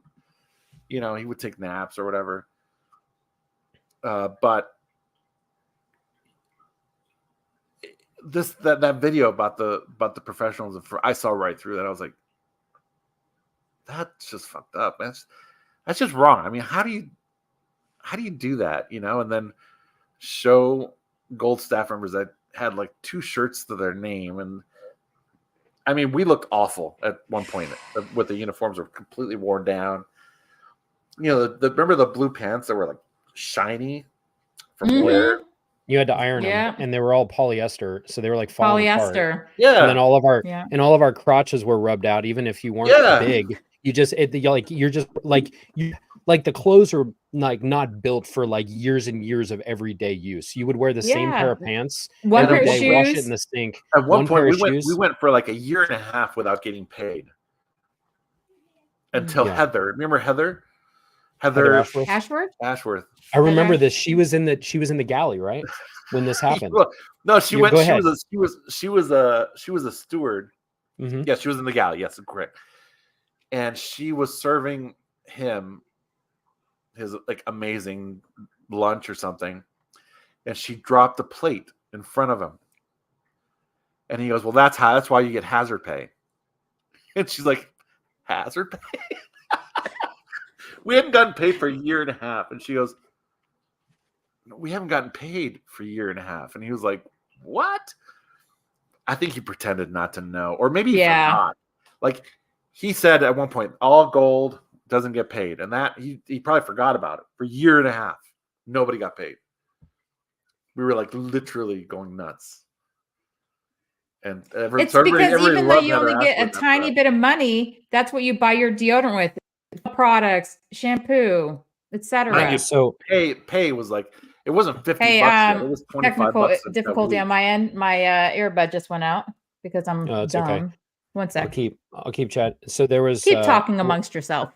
Yeah, there was at Golden Era Productions. There was a specific program that was put in place. It was an advice, I think, from Hubbard that at Golden Era Productions we had this thing called the team share system, and everyone had these cards that were part of. They're supposed to be like a share that you have in this corporation. And if you have, you had a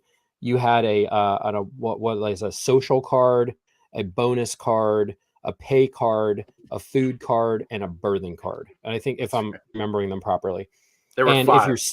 There were 5, yeah. So if your stats were down, the first one you would lose would be either your bonus or social. I can't remember which one because we never got those things.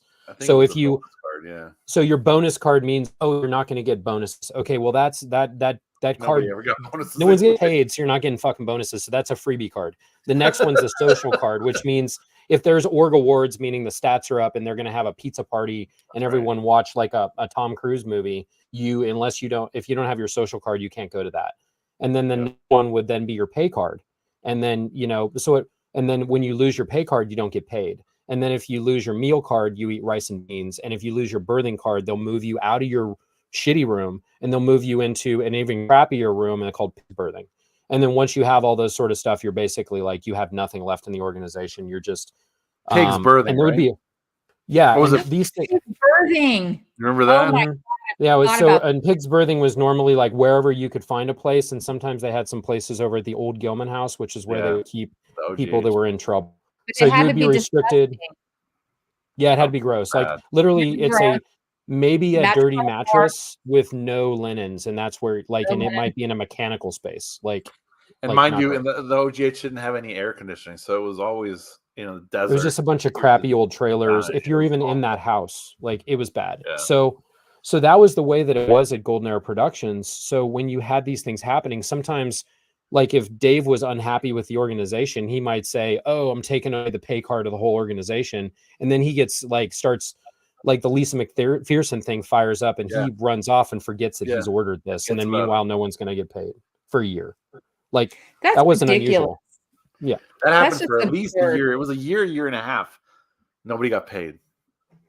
So just, giving, because people are going to be like, well, let's give Mr. Miscavige the benefit of the doubt. Why would he involve himself in the pay matters of staff? He involves himself into every detail of that organization, all of his executives running around doing stuff for him. That is 100% a thing that he would do. But what sort of executive and what sort of leader doesn't check on their people to see what they need? What an absolute mess. From a perspective of either corporate America or the military or even a church, checking that your people are doing well, that's not a thing in the Sea Org that managers do. No, I think he very deliberately kept everybody.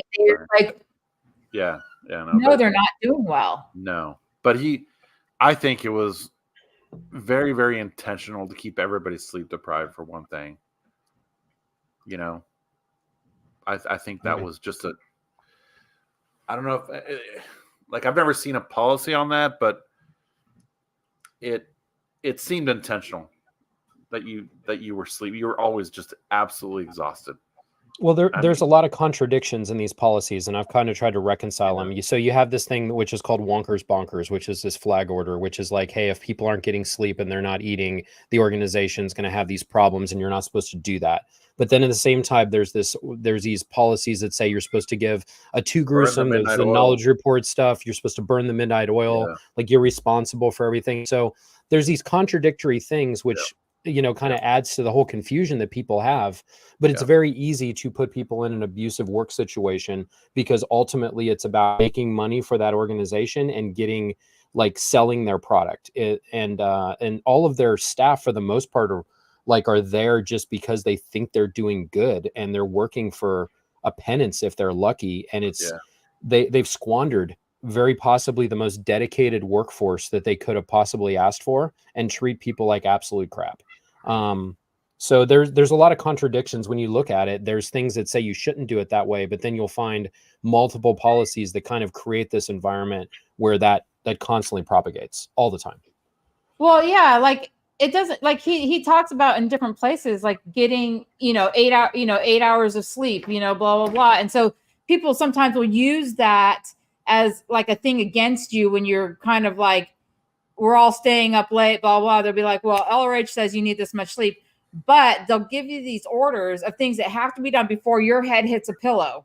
And they know that when they're telling you that there is no circumstance in which those will be done in less than, say, 6 hours. And in order to get 8 hours of sleep, you need to go home in 2 hours. So you already know that means the person's going to be up an extra 4 hours at best.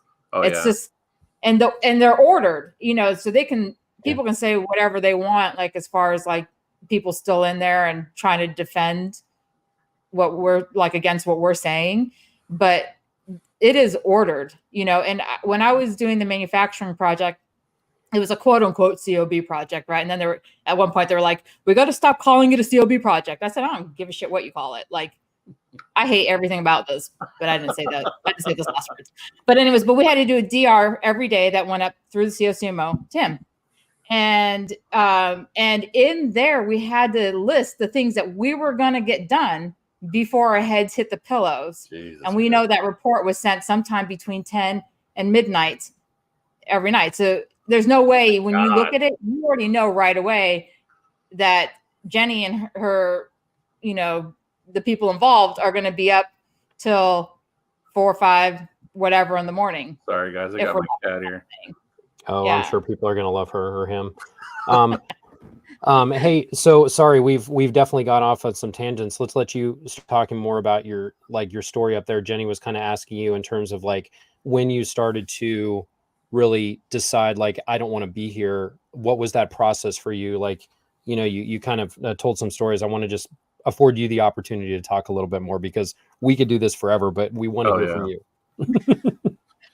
We'll do more later where we go into the stories. Oh my God, there's so much. There's plenty of time to bitch.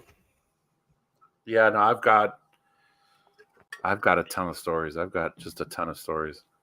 But yeah, I mean, I was in the CR. I was in security for a while at Gold. I mean, I saw Marty Rathbun blow. I actually tracked him down the road as he took off the first time. I mean, there were so many little. And then when somebody would blow, then we would be like, I would have to stay at Eagle for like 24 hours sometimes, and you're supposed to stay awake. I was like, it was just physically impossible. I mean, I don't know about. I've always wondered if in the military how long a watch like that would stand before, because I know after 2 hours you're just not able to focus the same. You know what I mean? It was just... So in the military, everything has risk assessments associated with it. So when your troops are past a certain point, there is increased risk. Like if you haven't let them sleep, like that's assessed as like you're increasing risk because the person isn't alert. So that's identified and it's pushed up to the chain of command. Like, hey, if you're going to keep burning these guys, like they're not going to be as good at their job, especially like in the field I'm in aviation. like we're all prima donnas. We need our sleep. Like grunts and infantry, sometimes they don't get as much sleep. And then they have to fight through that. But like leaders are constantly assessing what is the state of mental and physical acuity of my people. And they know that if it gets down past a certain point, the person's not going to be able to function. So that's not, I just remember that's being a constant thing. Yeah. If I was alone up there, you're alone and you're just sitting there with your thoughts. It was insane. That long, and but that sorry, I got my cat here causing she's knocking things over.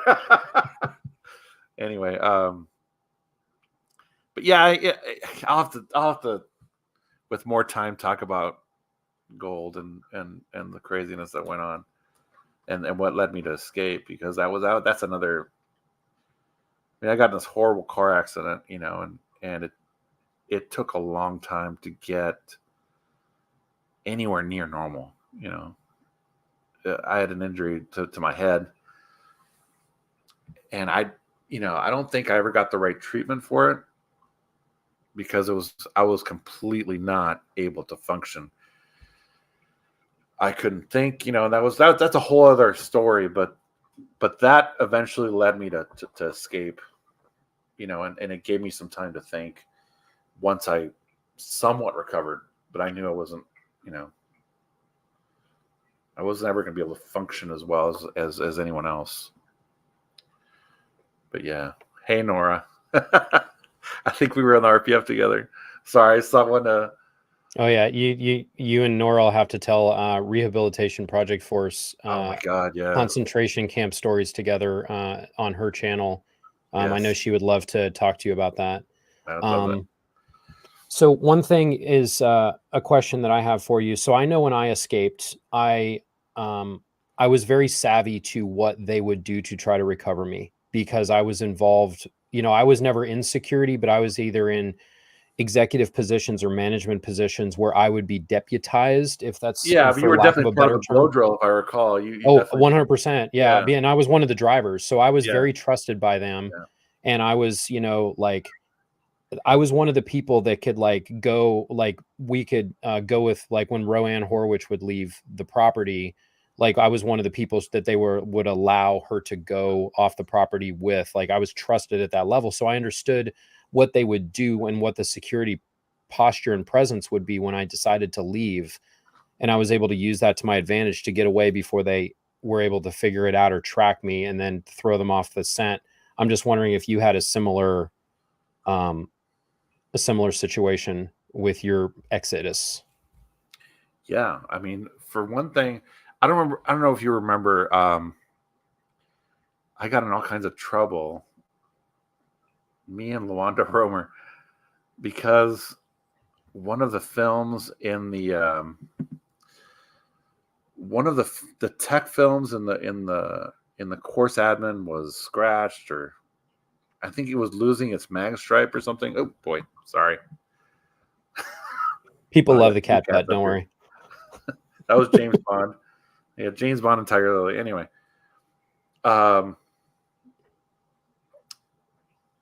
totally lost my train of thought. Sorry.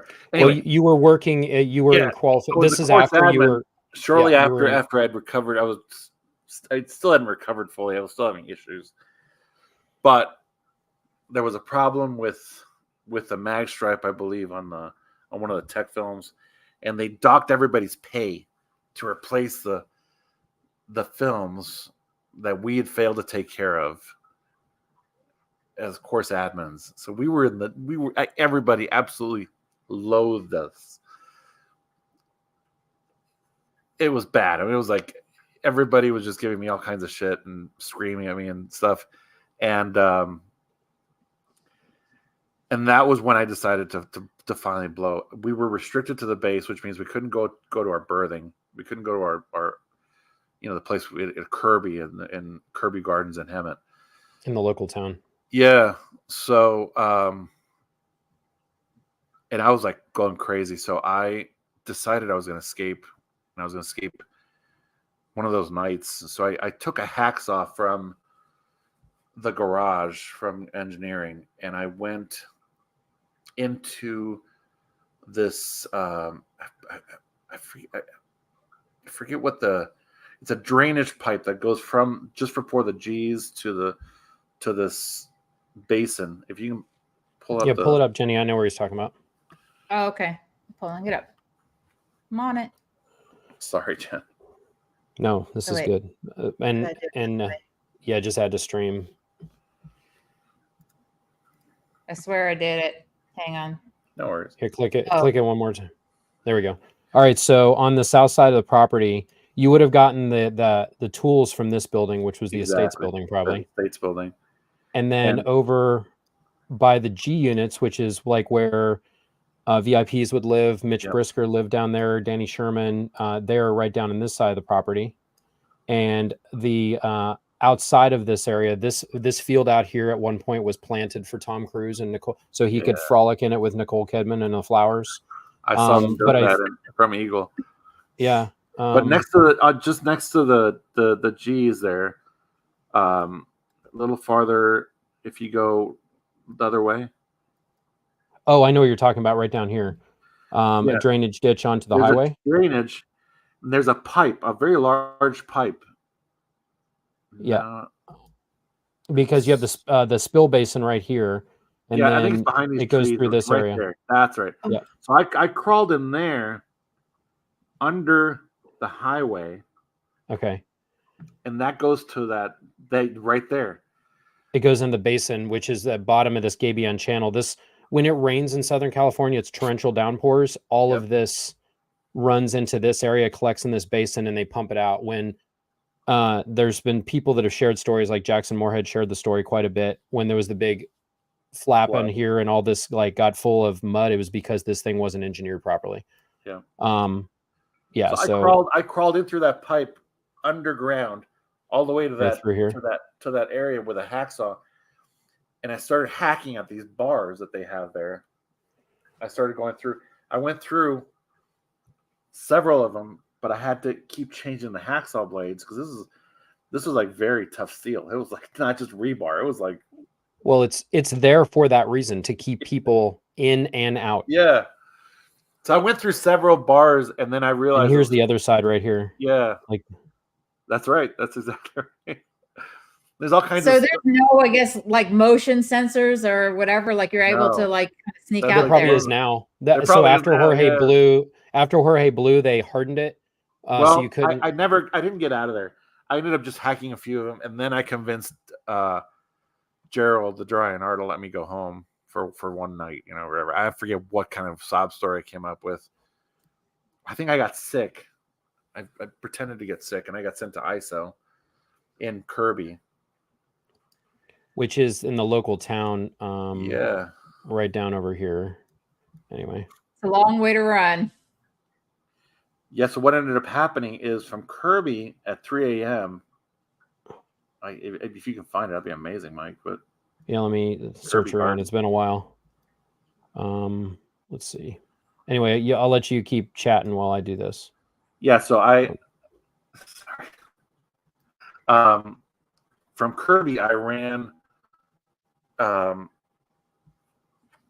was in good shape, and I was a good runner too. I ran all the way to like close to Beaumont. Holy crap! Yeah, I ran up Lambs Canyon. So we're tracking. You were here. I'm going to show everyone how far this is. So this is over where Golden Air Production is right here. So you were in this area, which is Hemet San Jacinto area. Yep. Kirby Gardens, I can't find it. I'll mark this stuff up so that we can do stuff. Yeah, it's somewhere around there. It's somewhere around here. It's just there's an airport right here. I think it's like the Walmart's right here. So I think Kirby is like right down here. Anyway, this is where the staff we lived, right in this area. I think in one of these little shitty places, they had us all kind of packed in. And so you would have had to go from this location right here all the way down and running. That would be going down past up this Lambs Canyon, which is this whole thing. And then this is, if I mark this out, this is a solid probably 15, 20 miles at least. Oh, and yeah. then Beaumont It's is up uphill. here. It's all uphill. Yeah, it's no joke. I mean, this is the terrain he's talking about running through. You got that like Aztec running gene or something like that, because that's you wanted to leave, and that was well, do you remember I used to run to the ranch? Yeah, I do. Because you were into running at the time. Yeah, I was. And this is anyhow, Beaumont. I finally got to Beaumont just in time to get this Greyhound bus. Well, my father had given me a computer. I sold the computer to Doug Mueller, who graciously gave me $500 for it, and I used that money to get on a bus from Beaumont all the way. I can't remember where the bus station is, but I've been there looking for people on blowjobs before. It's somewhere right off the highway. It's close to here. Yeah, so I figured that bus takes you to Tijuana. You can get on a bus. You get in San Diego, you switch buses, and you go straight all the way to the airport in Tijuana. Oh, wow. But as you well know, there are a ton of stops all around the Gold Base. It stops everywhere. And in one of those stops, it was like close to 9:30 a.m. or 10. I called, and I intended to take my ex-wife then, Nicole. She was my junior. Yep. But she was on a recruitment tour. If I recall, she was in New Mexico. And I left a message at Bridge saying, I'm in town. I'd like to, I was trying to get a hold of Nicole. So that message was picked up, and they sent people to LA while I crossed the border to Tijuana and got on a flight to Mexico City. And then from there, used the last of my money, the very last of my money, to get me close to my uncle's house, because it wasn't enough for the taxi all the way to my uncle's house. And then I walked there another 10 miles or so. Got to my uncle's house, just an absolute zombie, but he was thrilled to see me. He was a colonel, Mike, in the army, in the Mexican army. He was a surgeon, but he took me in, and for a week, and then they had somebody there the next day, somebody from OSA Latam from Mexico, and then he sent me to Yucatan to my aunt there, and I got chased for months and months, close to a year, around Mexico, until they finally brought me in, and they said, okay, well, look, you can. They kept telling me, "Oh, you come back in. You can do the RPF." I'm like, "There's no fucking way. There's just no way." No. Finally, they got me in to quote unquote do like a sec check. But I would go home to my apartment in Mexico City, and I remember the quote unquote sec check was actually a rollback, because there was a guy named Chris Mayo who had said that I had told him that David Miscavige's car was bought with public money, which I never said, but I could see it's great to say that I'd said that, because I was already gone. You know what I mean? But really quickly, just so everyone knows, a rollback in Scientology it's a procedure that they do where they take what they consider or call an enemy line. So this is supposed to be something that has been said and originated from a suppressive person somewhere. And what they do is they take the person who said it and they roll it back, like literally find out who told that person, and they'll keep doing it all the way till they get to the evil person. Yeah. And then it's considered rolled back. So that's what he's talking about. And the guy that did it was this guy named Andres, who later became the senior CS PAC or something like that, or senior CS West US. This guy was a total tyrant. I mean, this guy was a nightmare, and he was terrible as far as you're supposed to have an auditor presence. This guy he was just awful. You said anyway, the senior CS West US? He became that later. His name was Andres Lopez or Andres something. Was it Andres Rodriguez? Yes. What? Rodriguez. Andres Rodriguez, right? Yeah. He was from Mexico originally. Yeah.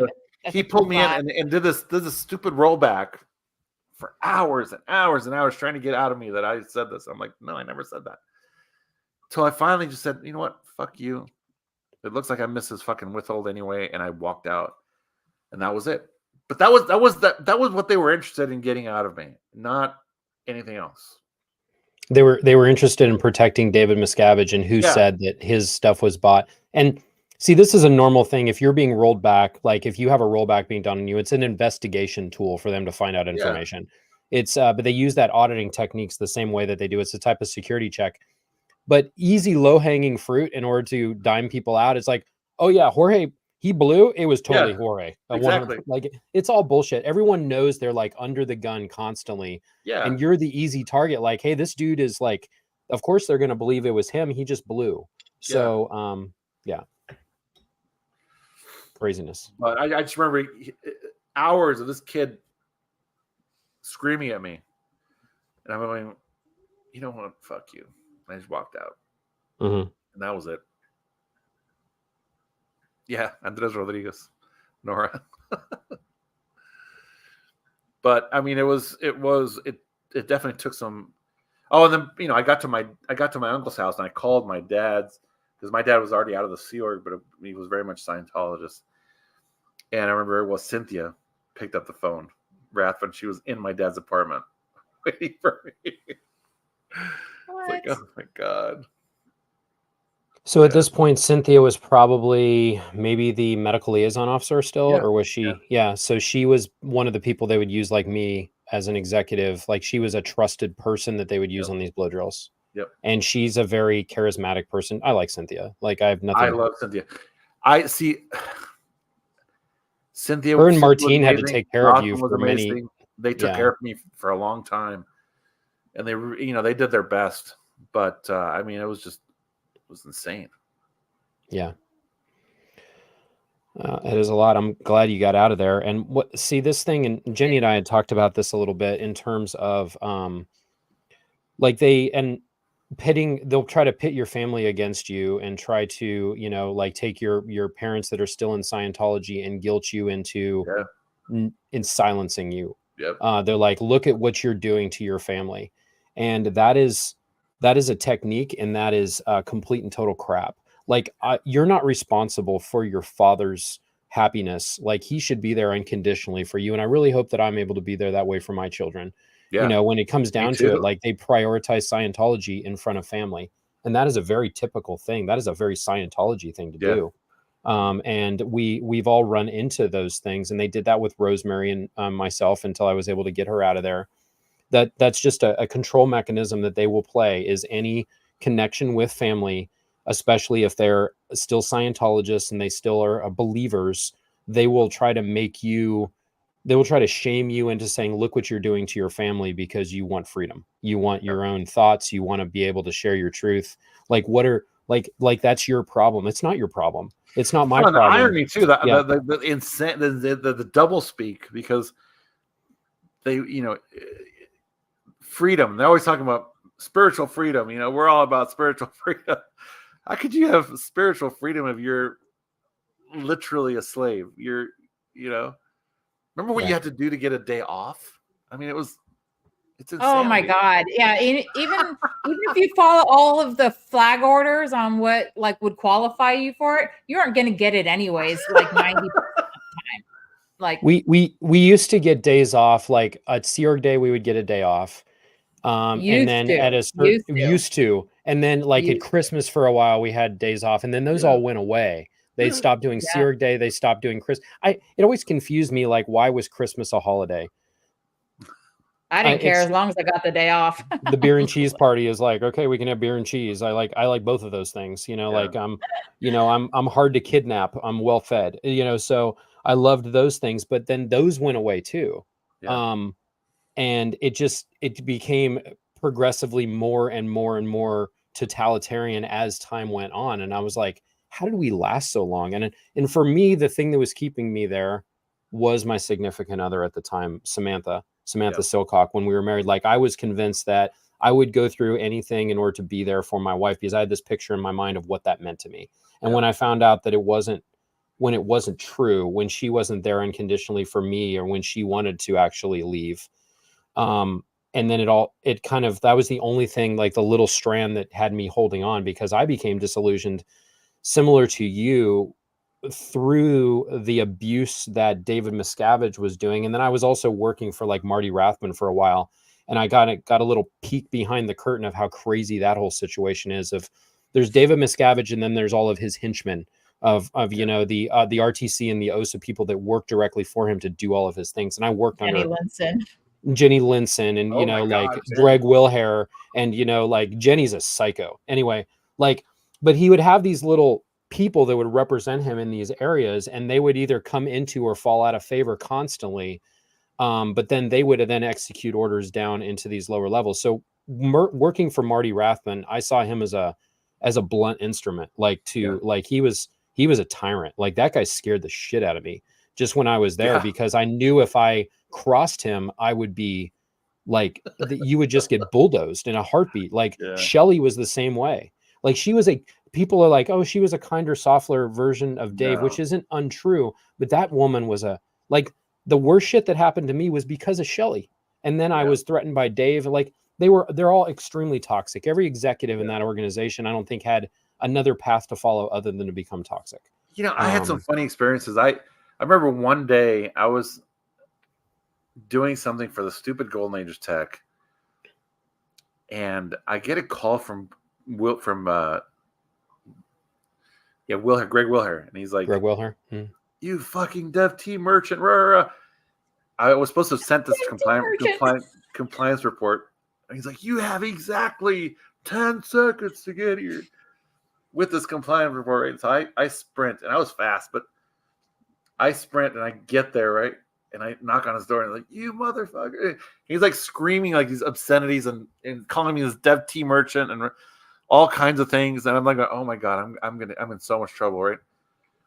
So I give him this compliance report. He takes it from me, right? And then he grabs my hand, and I look at him, and he winks at me. He takes the compliance report. That's not creepy, like, at all. He takes the compliance report, and he continues screaming. But it was so weird. It was like this. He was putting on a show for the people that were there in that office in RTC on how you deal with and people in Golden Era Productions. And yet, supposed to. And yet he wanted me to understand that it's all a game or something. It was so weird. It was so like, oh my God.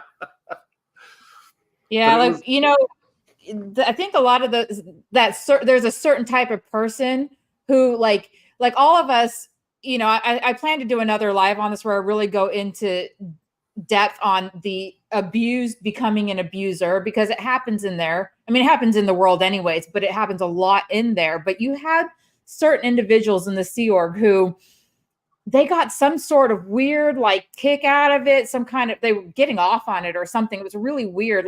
Jenni Linson's a classic example. Like, when she came and did the mission into PAC, she was like, Tyrant doesn't even describe sociopath. Her. She was like a little Mussolini or something. And she would go and she would terrify. Yeah. Like, she'd have like a base briefing. We're all in there, and she's just assigning people to RPF. She's reading people's OWs out in front of the entire place. She's going on and on. And I mean, and she has everyone worse than being on pins and needles.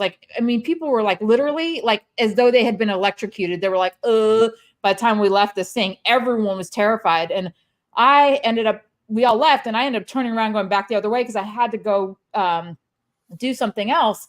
And so I went back in and ended up running into her and her little posse.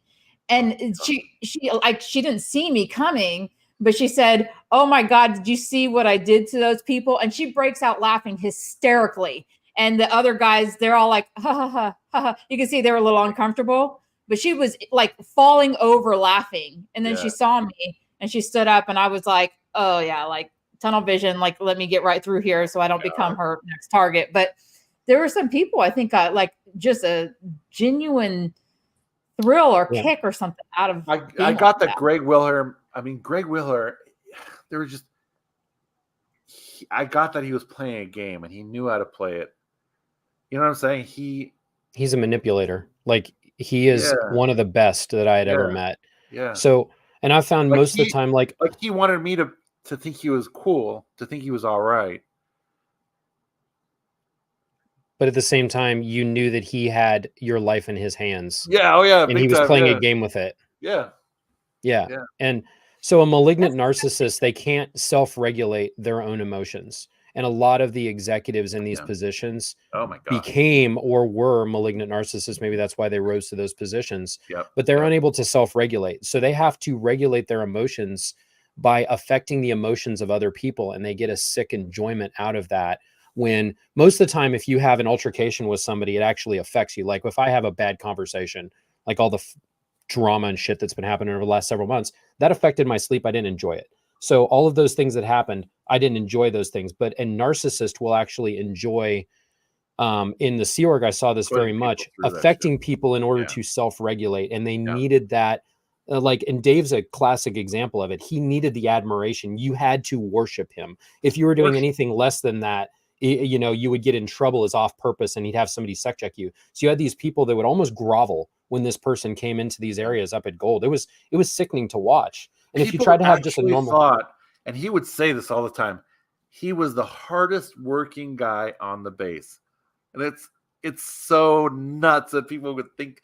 I mean, they actually thought this. You know what I mean? It's like the dude. But when as an example, when Rosemary was on the RPF, she told me the story. They were trying to get her to disassociate her love for me because she kept going in and having these ARC breaks, like upset handlings that they would be putting her through because she was being made to disconnect from me. And they were doing this thing of like, well, find something of equal magnitude of what would be as bad as having to disconnect from your son. And she just kept going over and over again. And she finally, the thing she found is like, oh my God, what if COB died? That was of equal magnitude of being able then making, like, that's how indoctrinated she was at the time, where she worshipped David Miscavige as some like almost as a deity. Like, we can't continue on without him. Like, that was their mindset. And this is the mindset of a lot of Sea Org members. Like, this guy is who they worship. And, you know, her telling me and looking back at that, she feels that it's ridiculous.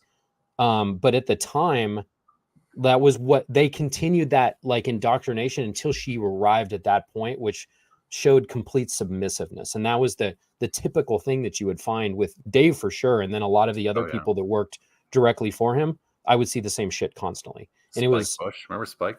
Oh my God, Spike. Spike used to be an executive in RTC, and he was on the he was crazy as shit, but he knew where all the bodies were buried. So when David Miscavige rose to power, Spike was still there. He had to, it was one of these keep your friends close and your enemies closer. So he moved him from RTC down into Golden Era Productions and put him in charge of mowing the lawns. Like, he was in charge of the grounds of the space.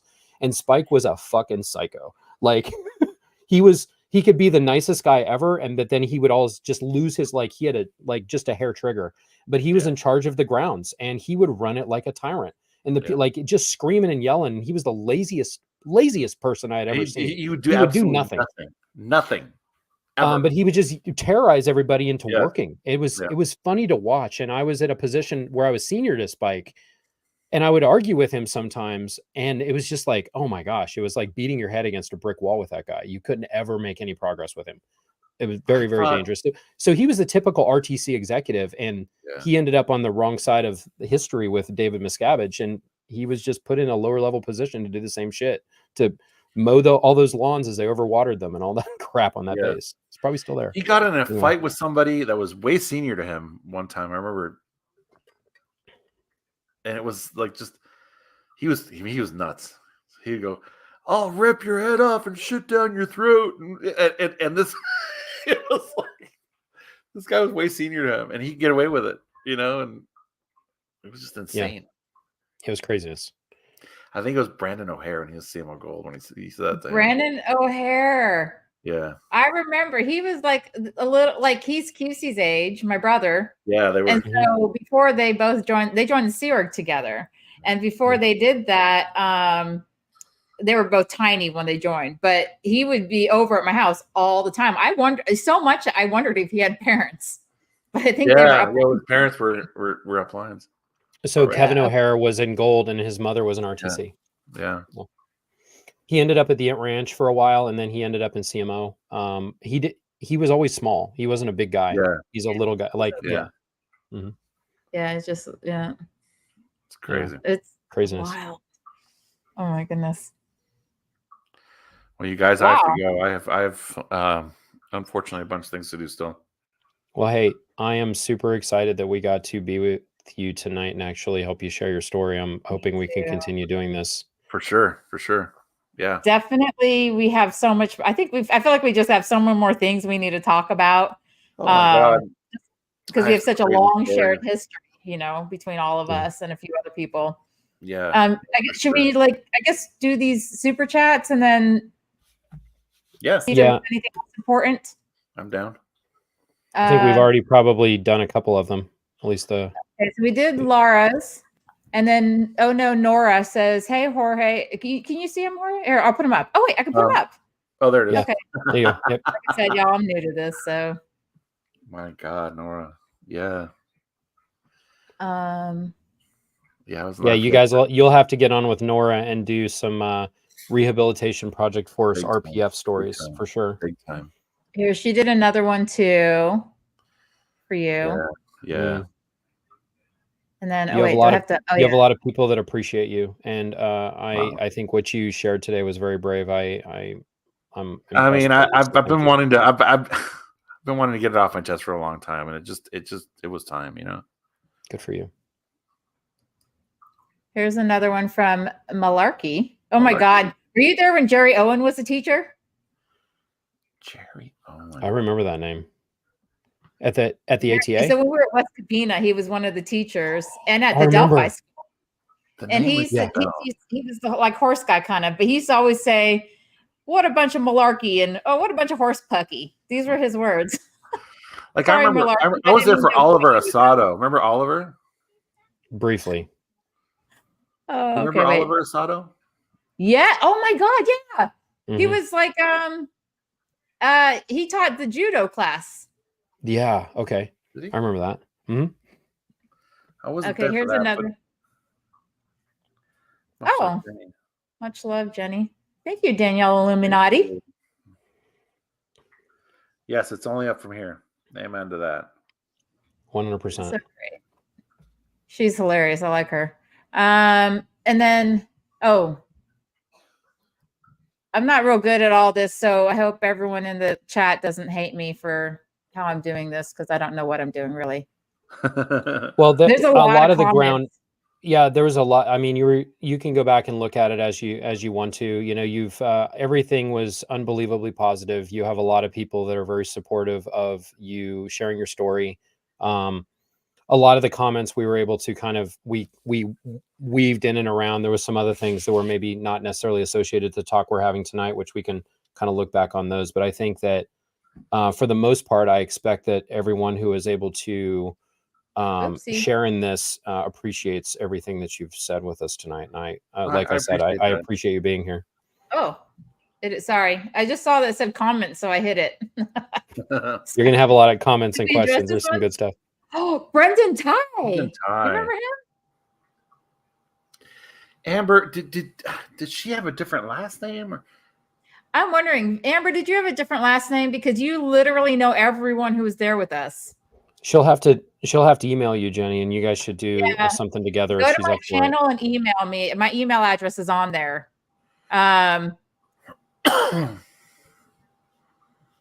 Share those, Jenny. You know what I think we can do, since everyone has to go. At some point, we can all go through these. We can just kind of go through the comments afterwards, and we can individually just pile in there and answer people. Are we able to do that? Yeah, absolutely. Well, you can go in if they put it in the regular comment section. Like there'll be the live stream comments that people can watch back. But if somebody has something as an actual question, they can go in.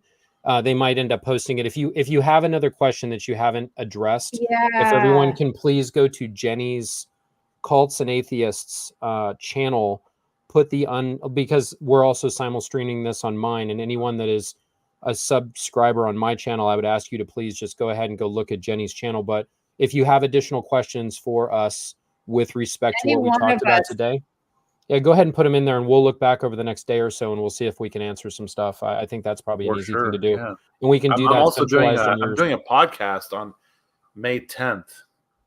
Oh, cool. So yeah, it's right around the corner. Peeling the Onion with Janice. Mm-hmm. She'll be really interesting to talk to because she has a lot of that, older history because she's a generation above us. Yeah. So it'll be a lot. Yeah. She's like a couple generations before us. Yeah. If she was on the chip, we weren't so lucky. Right. Yeah. We got the ATA. And Nora, you tell me when I'll be there. I'd love to talk RPF with you for sure.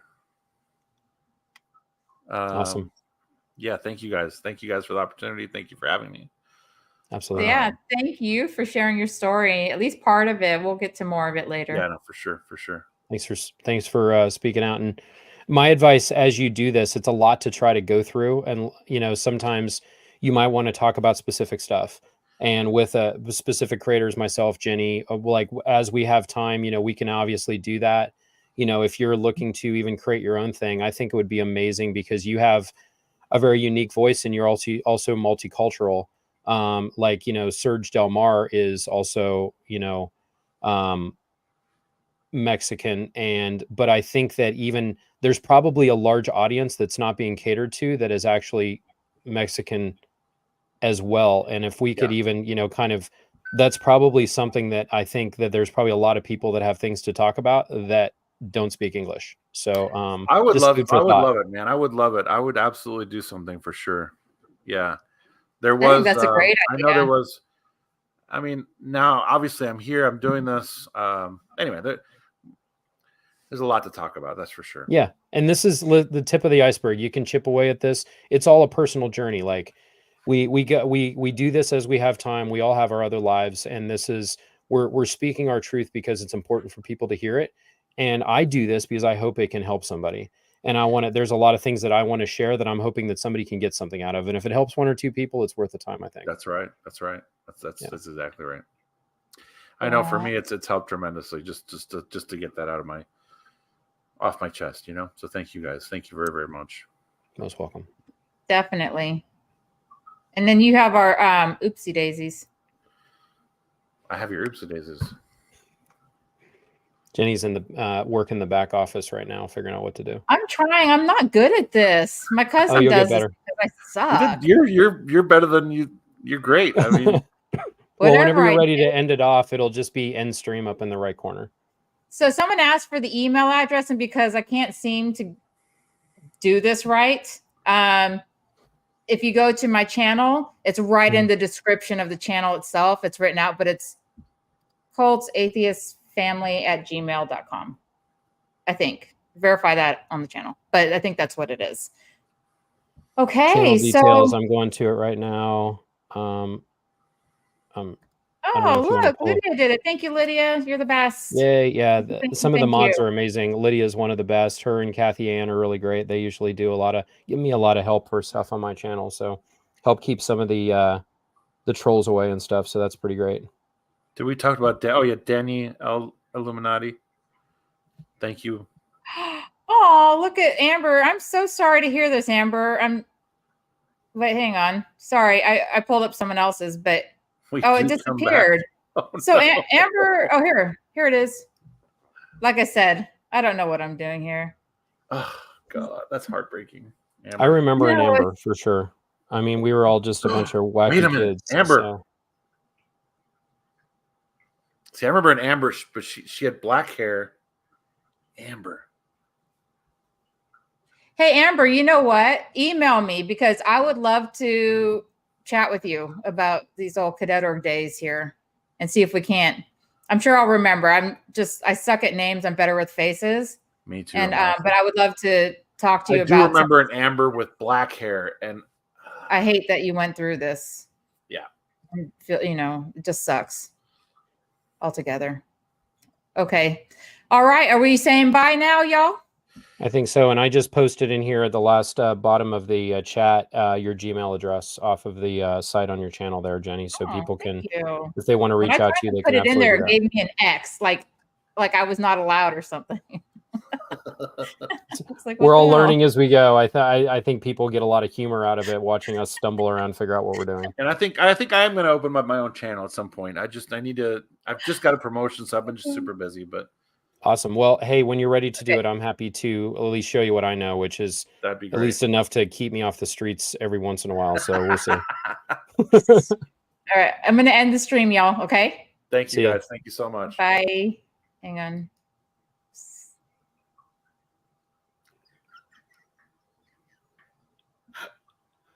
Bueller.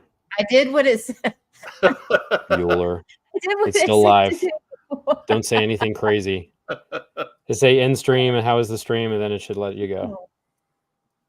Do you want to end and then? Yeah, maybe it's my internet. So I guess everyone gets to see our mugs for a few more minutes. Yeah. Oh, look here. Now it's letting me. There you go. Bye. Bye, guys. Did it do it?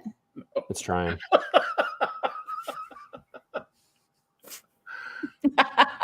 So. If anything.